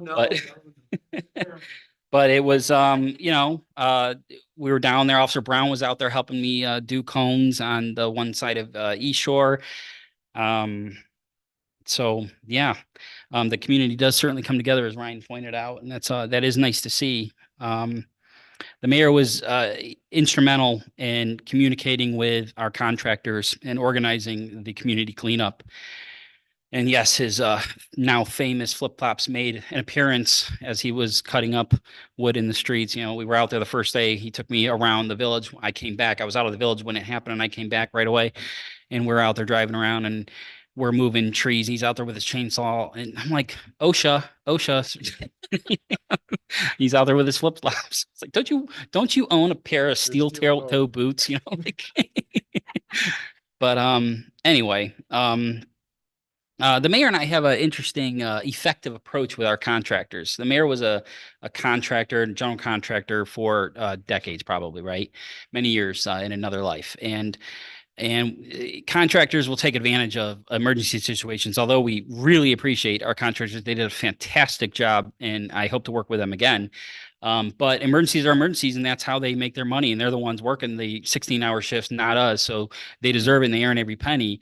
But the mayor knows how to deal with contractors. So, you know, he's on them, and he's like, you know, get the job done, or we'll find someone else to get the job done. You know, get the job done. And I'm like, well, I don't want to upset our help. We got a lot of trees down, so here's a box of Biagio donuts, you know, so we have a different, you know, carrot on a stick and approach. It's effective though. You know, they know they're going to be replaced if they don't do it, but you know, at the same time, if they do a good job, they'll get donuts. What's that? Good guy, better guy. Right.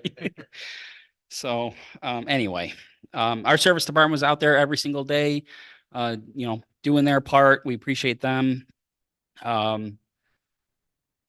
And the Timberlake PD, we're out there helping doing cones. Someone mentioned earlier providing an escort down Lakeshore. We didn't want to forget you guys.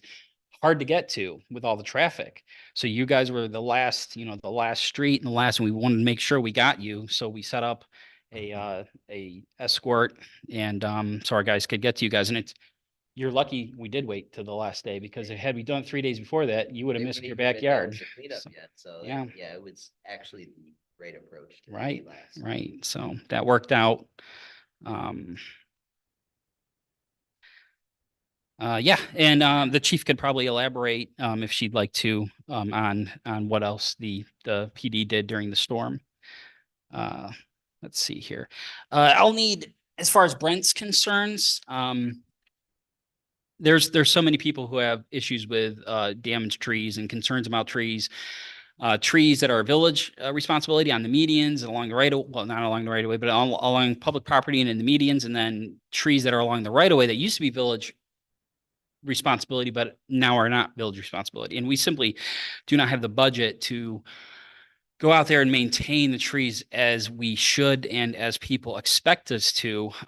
But we certainly need to come up with a you know, a time where we can meet, have a tree committee meeting and talk about what we can do to help to come up with some preventative measures, possibly get some funding if possible, Ryan, for an arborist to come out and check all of the village trees and trees along the right of way to see if there's imminent danger, emergencies. I know of trees right now that have, you know, that have large broken branches that definitely need to be pruned off. But even entire trees, if they're dead and rotting, that need to come down. A tree committee meeting. What's that? Nancy, did you? Yeah, I had met, I think it was John Lauer, he came up from Holden Arboretum. Yep. And, he confirmed with tree for me that he's like, yeah, this has gotta come down. And I said, can you look at this? I think we paid him $150 like for an hour's worth of time. You know, and he said, you know, I will bet on you. He said, when an act of God is an act of God, he goes, I could promise you that if you take down this tree, and this tree, you'll be okay. Because when a storm's gonna come up, and all those trees stay, and those 3 trees that I told you to come down will stay, and, you know, 3 behind them will go back. Healthy trees. Healthy trees. When it's a tornado, it could be. An arborist will not give you guarantees. Yeah. That's the hard part. Sure. So I went to an arborist. I did have an arborist out. They won't give you guarantees because the act of God. Who knew Yeah, we'd have and that? liability, you know, Right. what, you know, Yeah, they're not. and he told me something odd, that the trees that face the lake are stronger, like these don't go down. He says because they have grown stronger with the resistance, and that's it. He says then you could get a good wind that goes inland and take down the inland trees, not as strong as these ones on the lake. Just, you know, learn little things like that. But he will not, unless you could find, you know, an arborist that could make a guarantee. Maybe they will. Right. But, you know, we could have things to look at. I agree. Sure. Yeah, we definitely need a tree committee to talk about a number of things regarding our trees and the issues with them. So, Real quick, Levin, just Sure. a suggestion. Project on your time, but have the arborist out, maybe we can get in contact and, you know, I don't want to put more work on you and we can do it as a team, but put together a tree plan of this, because that's gonna be the first step of getting any funding. We've talked to NOACA and they're kind of on board with it, but NOACA is a weird body that doesn't usually look favorably upon Timberlake, but we have a man in the seat now, right? Potential alternative one of these days. So we're pushing them heavy. So if we can get a plan together of like X, Y, and Z, and then talk to the arborist of what type of trees should we be planting with our soil conditions, it'll be more robust and resilient and still provide the shade and features that we appreciate in Timberlake, and start there, or at least preliminary, like a 3-year, 5-year plan, something like that. And then that'll help us, I think, down the road with funding. right. And help us for what we can control now and start to work on, you know, biggest concern, nice to have Right. type of system. Right. Think Sounds all good. these things Yeah. in place and it's gonna be perfect and we'll never have a storm again. Will take it. We'll take that. Two years in a row. Buy a new snowplow and then we don't get. Yep. 2 years in a row. It's been rough. So this invoice from a contractor to Brent Gardner. Solicitor O'Leary or Mr. Roskus has to guide me. I'm not sure what would be proper protocol here in council to handle this, but considering you know, we can't pay for everybody's tree issues, that's for sure. But considering he has 10 trees along the right of way, and he's been a longtime resident of the village. And when he moved in, it was told to him that the trees would be village responsibility. And also considering Mr. Gardner's service on our service department, I think it's appropriate to take care of this invoice for him without objection. Is there, John, do you know how much is left in that fund? I think We added 10,000, Okay. so it's Do you wanna make a 10,000 motion right to now. approve I that? think last time we did a motion or a Yeah, resolution. Just do a motion and. Just because the a, funds are there. Right. A quick discussion. When he was speaking, I was, he kept saying at the end, something about $500, something about $500. This is $1,500 for a tree and $500 for another tree. So I wasn't sure if It's he the was. $500 for the. That's all second he's group. asking for. He's not asking. That's for all he's 2,000. asking Okay, for. I think that's more than fair and well deserved. He's out there working hard during these storms. I see him all the time, even during minor storms when branches come down. He's out there doing stuff I certainly wouldn't want to be doing. You know, I don't own a pair of flip flops, so. But anyway, so yes, I'd like to make a motion to cover this invoice to R&J Tree Service LLC for $500 to take care of a tree issue that occurred at 7 Nipawin Timberlake. Maddox second. Okay, Mr. Thompson makes a motion, Mr. Conrad seconds, One second. I think he Mr. did. Conrad. Already seconds. did. Maddox second. Okay, roll call, please. Mr. Joyce, Aye. Mrs. Joyce, Hi. Mrs. Hardwick, Hi. Mrs. Mara, Mr. Conrad, Aye. Mr. Thompson. Aye. Well, that's a reimbursement, correct? Because I believe he paid Yeah. for it.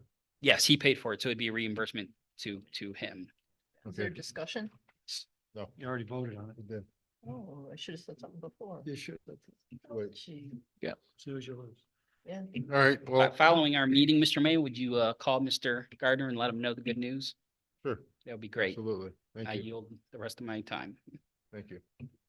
Well, Mr. O'Leary, thank you for your service. It's not gone yet. Well, Yeah, but until the end of the year, but you do promise though you will not leave until you find a replacement. Well, I I said, hope I'll you help never you find find a a replacement. Well, I have We one keep already. that I like just it. gotta call it, so. Anyway, thank you. So next moving on to fiscal officer report, monthly financials. This is the Correct. monthly report through July 31st. You have the June report if you want to read that on your own. Just read the July report. Our general fund through July 31st, 2024 ended at $430,092.72. Our monthly revenue for July was $53,870 and change versus expenditures of $43,279 for a net surplus for the month of $10,591.64. Expenditures were $1,114 less than expected, primarily due to slightly lower expenses in a variety of areas, so no major driver for that. Our July 2024 revenue exceeded expectations by $15,371, and that was primarily due to higher than estimated income tax receipts. Our overall year-to-date revenue is $64,257, higher than last year at this point, and our income tax revenue is $59,943, higher than last year-to-date. Based on current estimated spending rates and stable revenue through the rest of the year, we estimate a surplus for the general fund this year of around $138,848 without additions to our capital funds. If we add $15,000 to the police cruiser capital fund at the end of 2024, we would be looking at an estimated surplus of $123,848. And please note our estimate is based on no significant income tax refunds or other unexpected events. So remember, this was through July. So considering we spent $20,000 and I think there's another outstanding invoice to come in, we will probably be looking at closer to $118,000 for the surplus. But we have to see with some other items to see what that looks like at the end of August. Other significant fund activity and miscellaneous. We paid our semi-annual payment to OWDA in the amount of $7,086.95 for our sanitary sewer improvement loan. And then we issued 3 refunds for a total of $300 from the 9901 Hall Rental Security Deposit Fund. And that's all I have. John, and here you've got the $15,000 to the police cruiser capital fund. Yes. We still have one for the village hall though, right, too? Yes, there's $40,000 in that fund currently. Thank you. Did we file an insurance claim for the tree damage, or we did that? We are in the process of submitting the information. Okay, so a potential to get reimbursed for 20,000 plus. Yes, but I didn't want to make the assumption, yeah. so I have not Chickens. included that in any sort of estimates. So that might bounce us back up, and I guess as we get towards the end of the year, Mr. Joyce, as we look at next year's budgets and seeing that, income tax revenue is up 60,000 from last year, I guess it's a good sign of a strong economy and people are working, paying their taxes, but potential, once we figure out what's going on with the auditor and that, I know we're a very, very, very, very small part of that property tax, but maybe reconsidering our rates, and I don't know how we go about that, but something to put on the back burner and start to think about as you look at the numbers for you into December, something that's been weighing on my mind. If we can give relief, since we are bringing in more money than we're used to, which is a good thing for the most part, but we all have to pay it too. So that actually begs a question, John. Of this 30% roughly on average increase in property taxes, how much of that do we actually get? It would impact the inside millage, and I don't have any solid figures other than what the estimates that are out there. But potentially $15,000 to $18,000 additional property taxes. not huge. But it's not a huge sum, and I know you're looking at. I understand the need to look at property tax relief. However, we have some huge capital issues like sewers, and I don't know how that'll get paid for without building up some reserve. Something to look at as we So open up the books as we get towards the end of the years and look forward. So just want to put it on the table. When will you start working on the budget, John?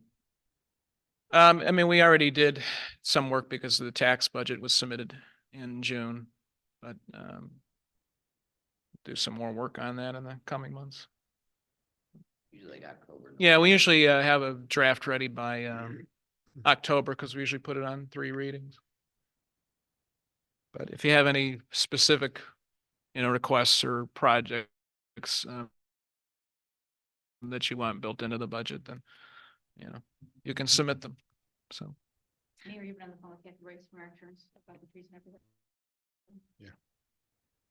So let's hope, right? Right. Reimbursements are coming. Let's hope. John, how much longer do we have our sanitary sewer loan? Um, You know?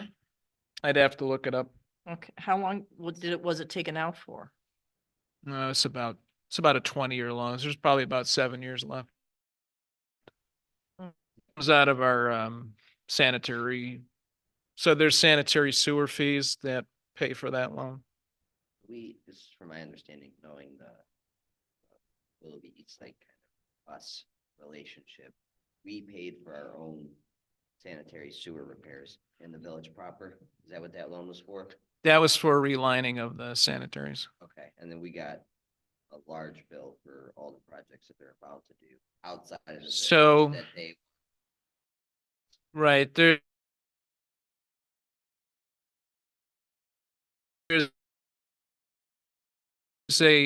an agreement with the City of Castle's wastewater treatment plant. So we have a separate contract with Eastlake that details our percentage of any capital improvements. And there's also ongoing fees that they get annually besides that. So those fees you pay them on your water bill, but they go directly to Eastlake. So there's annual fees, and then there's additional costs as a result of any sort of capital improvements. And that's based on a contract we've had with them for a number of years. Yeah, when I was reviewing it, at least briefly, it was not improvements to the wastewater treatment plant proper. There was a lot of doing of storm sewers and sanitary sewers outside of our remit per se, that our water. It appears that way to me, so I would think we need more information on those We plan to. invoices. And I know you talked about maybe talking to CT Consultants about Yeah, that's what I was that just gonna project. say is we're gonna. Because I mean, you really would need more detailed information Right. on that project than what we Yeah, have. and start to look at, So- how much of it should we be paying for versus what we have historically been paying for, and is there a new negotiation or contract that we can enter into, since they didn't give us any money out of their grant funding for our sewers, we paid that our own, but now we're paying potentially for theirs, it just doesn't. And it also make a lot appears of that they billed us upfront for the entire amount of money they're borrowing, well, at least our portion, which makes no sense to me either. Right, But- instead of paying it. Right. per And annum, they're like, paying it, per year. twice a year or whatever it is. I don't know why they're billing us upfront for the total amount. So more that work we to are a come portion with that we owe. because it was a So eye-opening bill when we got it at 300. it's a gigantic amount of money. Yeah, we obviously don't have the funds to pay. Right. So we have some negotiation and support. Yep. Sorry, I know you asked that question. Or was there a follow-up that you were asking for? It doesn't matter now. No, I'm kidding. No, I'm good. I didn't know how long that loan was for in the beginning. Yeah. Any other finance questions? Moving on, police chief, monthly report, please. Before I read all my numbers, thank you, Kevin. We texted nonstop during the storm and the trees and all those issues. We've also communicated over the issue at Waban Park.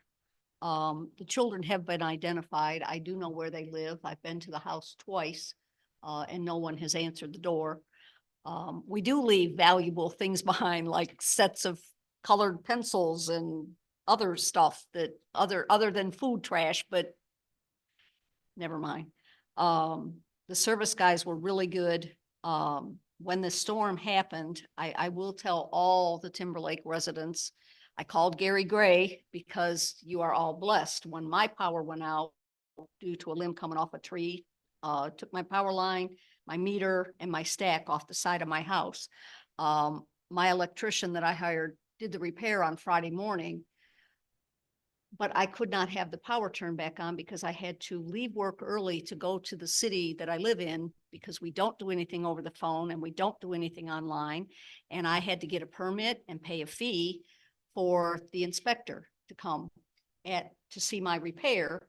The inspector, this was on a Friday afternoon, so the inspector couldn't come out till Monday morning. And he turns his permits, whatever they are, in at the end of the day. So even though my power had been repaired Friday morning, I didn't have power till 9 o'clock Monday night. So I was, and I even called Gary Gray. I said, is everybody in Timberlake blessed that none of you have to have whatever our wonderful repair crews did? Nothing had to be inspected and all of you were reconnected to your power and turned back on. So Timberlake is very blessed in that respect. We only had one live wire. We didn't know if it was live and it was actually on the road, which is why we barricaded it up. And Brent came with sawhorses, even though we had cones out there. I actually got off duty at 4:30, right when that storm was starting to hit.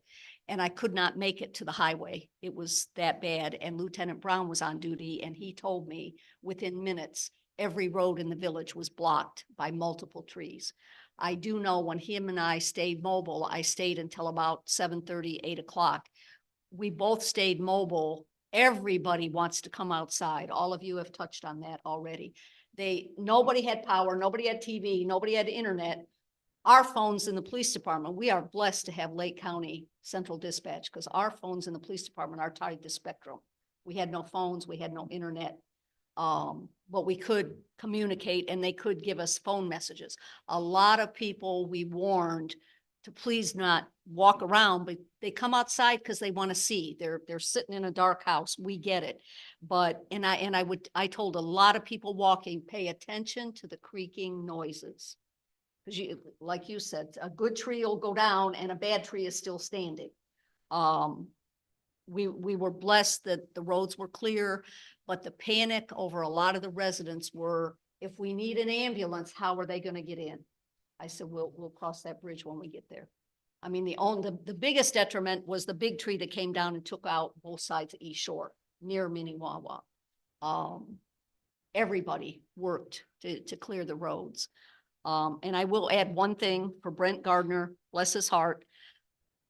I don't know why, when there's a dead animal on Lakeshore Boulevard and I'm mobile, people from the apartments flag me down, people from our side of the road flag me down. Brent, when I send out a text to the service guys, Brent is usually the one that responds and he picks up with shovel and gloves, squished animals. So he does an excellent job. And you know, we get a lot of dead squirrels and a lot of dead skunks on Lakeshore Boulevard and Brent always takes care of it. So the storm, everybody suffered, everybody was out without power. I'm glad everybody here got restored. The emergency crews were great. I did share with Kevin after he provided donuts, the logistics of it, because so many of them were here, they would use the parking lot across the street, the shopping center. And I quit counting when I counted 45 and 48 emergency bucket vehicles. Their logistics, how these people roll in here from South Carolina, North Carolina, we had crews from Texas. They told me, the supervisor told me that their company, that they contract with Ohio Edison and everybody else, they are brought a box breakfast in the morning to their hotel room. There are vans that come over here to the shopping center parking lot where they're delivered a box lunch. They're provided their meals because their company, they contract with grocery stores and restaurants that are actually closed that provide the food. Otherwise, they can't do their 16-hour a day, how many days straight that they did it. But the logistics Kevin and I discussed has to be mind-boggling to feed crews like that and keep them going.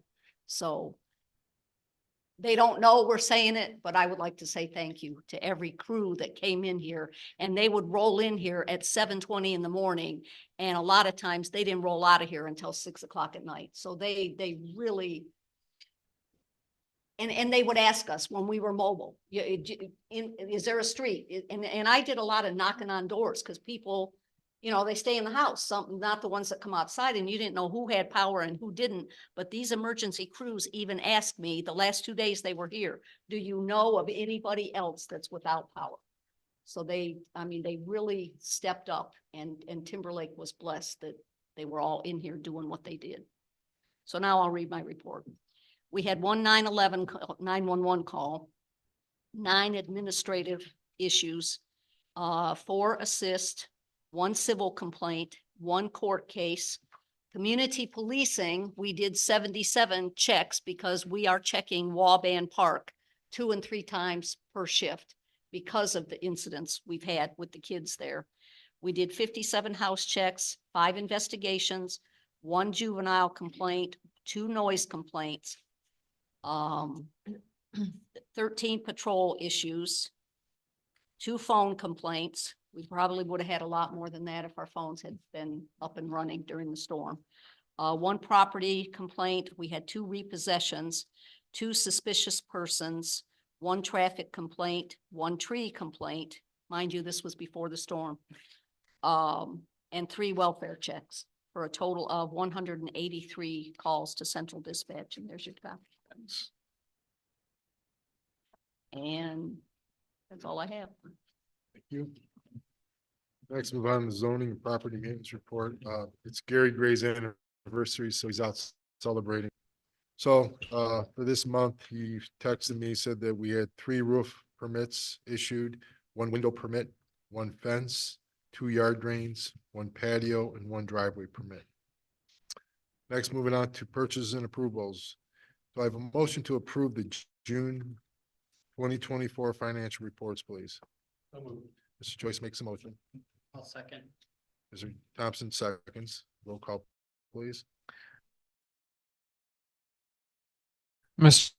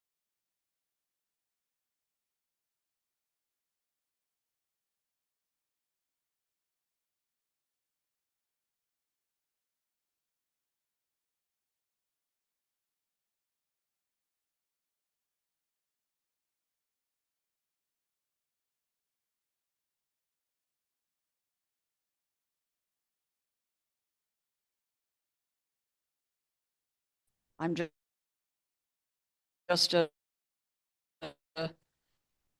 visitor here, but I really do appreciate everything you've done for us, and the manner in which you did it. I mean, you make coming here fun. You know, you have a very light sense of humor, and we appreciate that. But I really want to comment on the service department. They really deserve, I could ever possibly imagine. Those fellows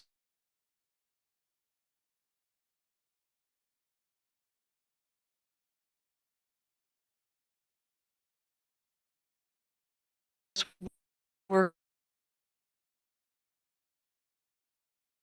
hard. I mean, and they have been out every day long. They did this, and the other companies too. You know, that I'm very appreciative for all the hard work they've put in too.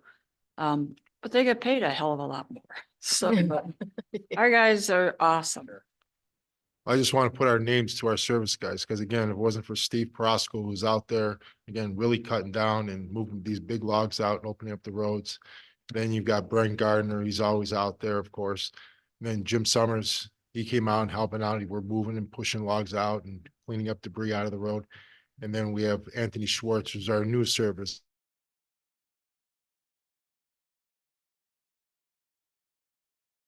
guy now, and he's been doing a tremendous job too, just trying to keep up with the others. So do have a tremendous crew and want to put their names out there also. Yeah, and I'm glad you did that. Yeah, thank you. Okay. Moving on, Yes, adjournment. So do I have a motion to adjourn? So moved. Mr. Cameron makes a motion, Mr. Joyce seconds. Roll call, please. Mr. Joyce, Mrs. Joyce. Aye. Mrs. Hardwick, Aye. Mrs. Mara, Mr. Conrad, Mr. Thompson. Thank you. Okay, our next regular council meeting is Tuesday, September 17th, 2024 at 6:30 PM. And well, we may have a potential That's the will be third. announced, but It's the third. The 3rd at 6 PM. September 3rd, 6 PM. I did want to say that I do have a Lake Line meeting at 7, so I would have to leave early more than likely. Okay. So. No, but he's got to get there. Lakeline. But he could be walking.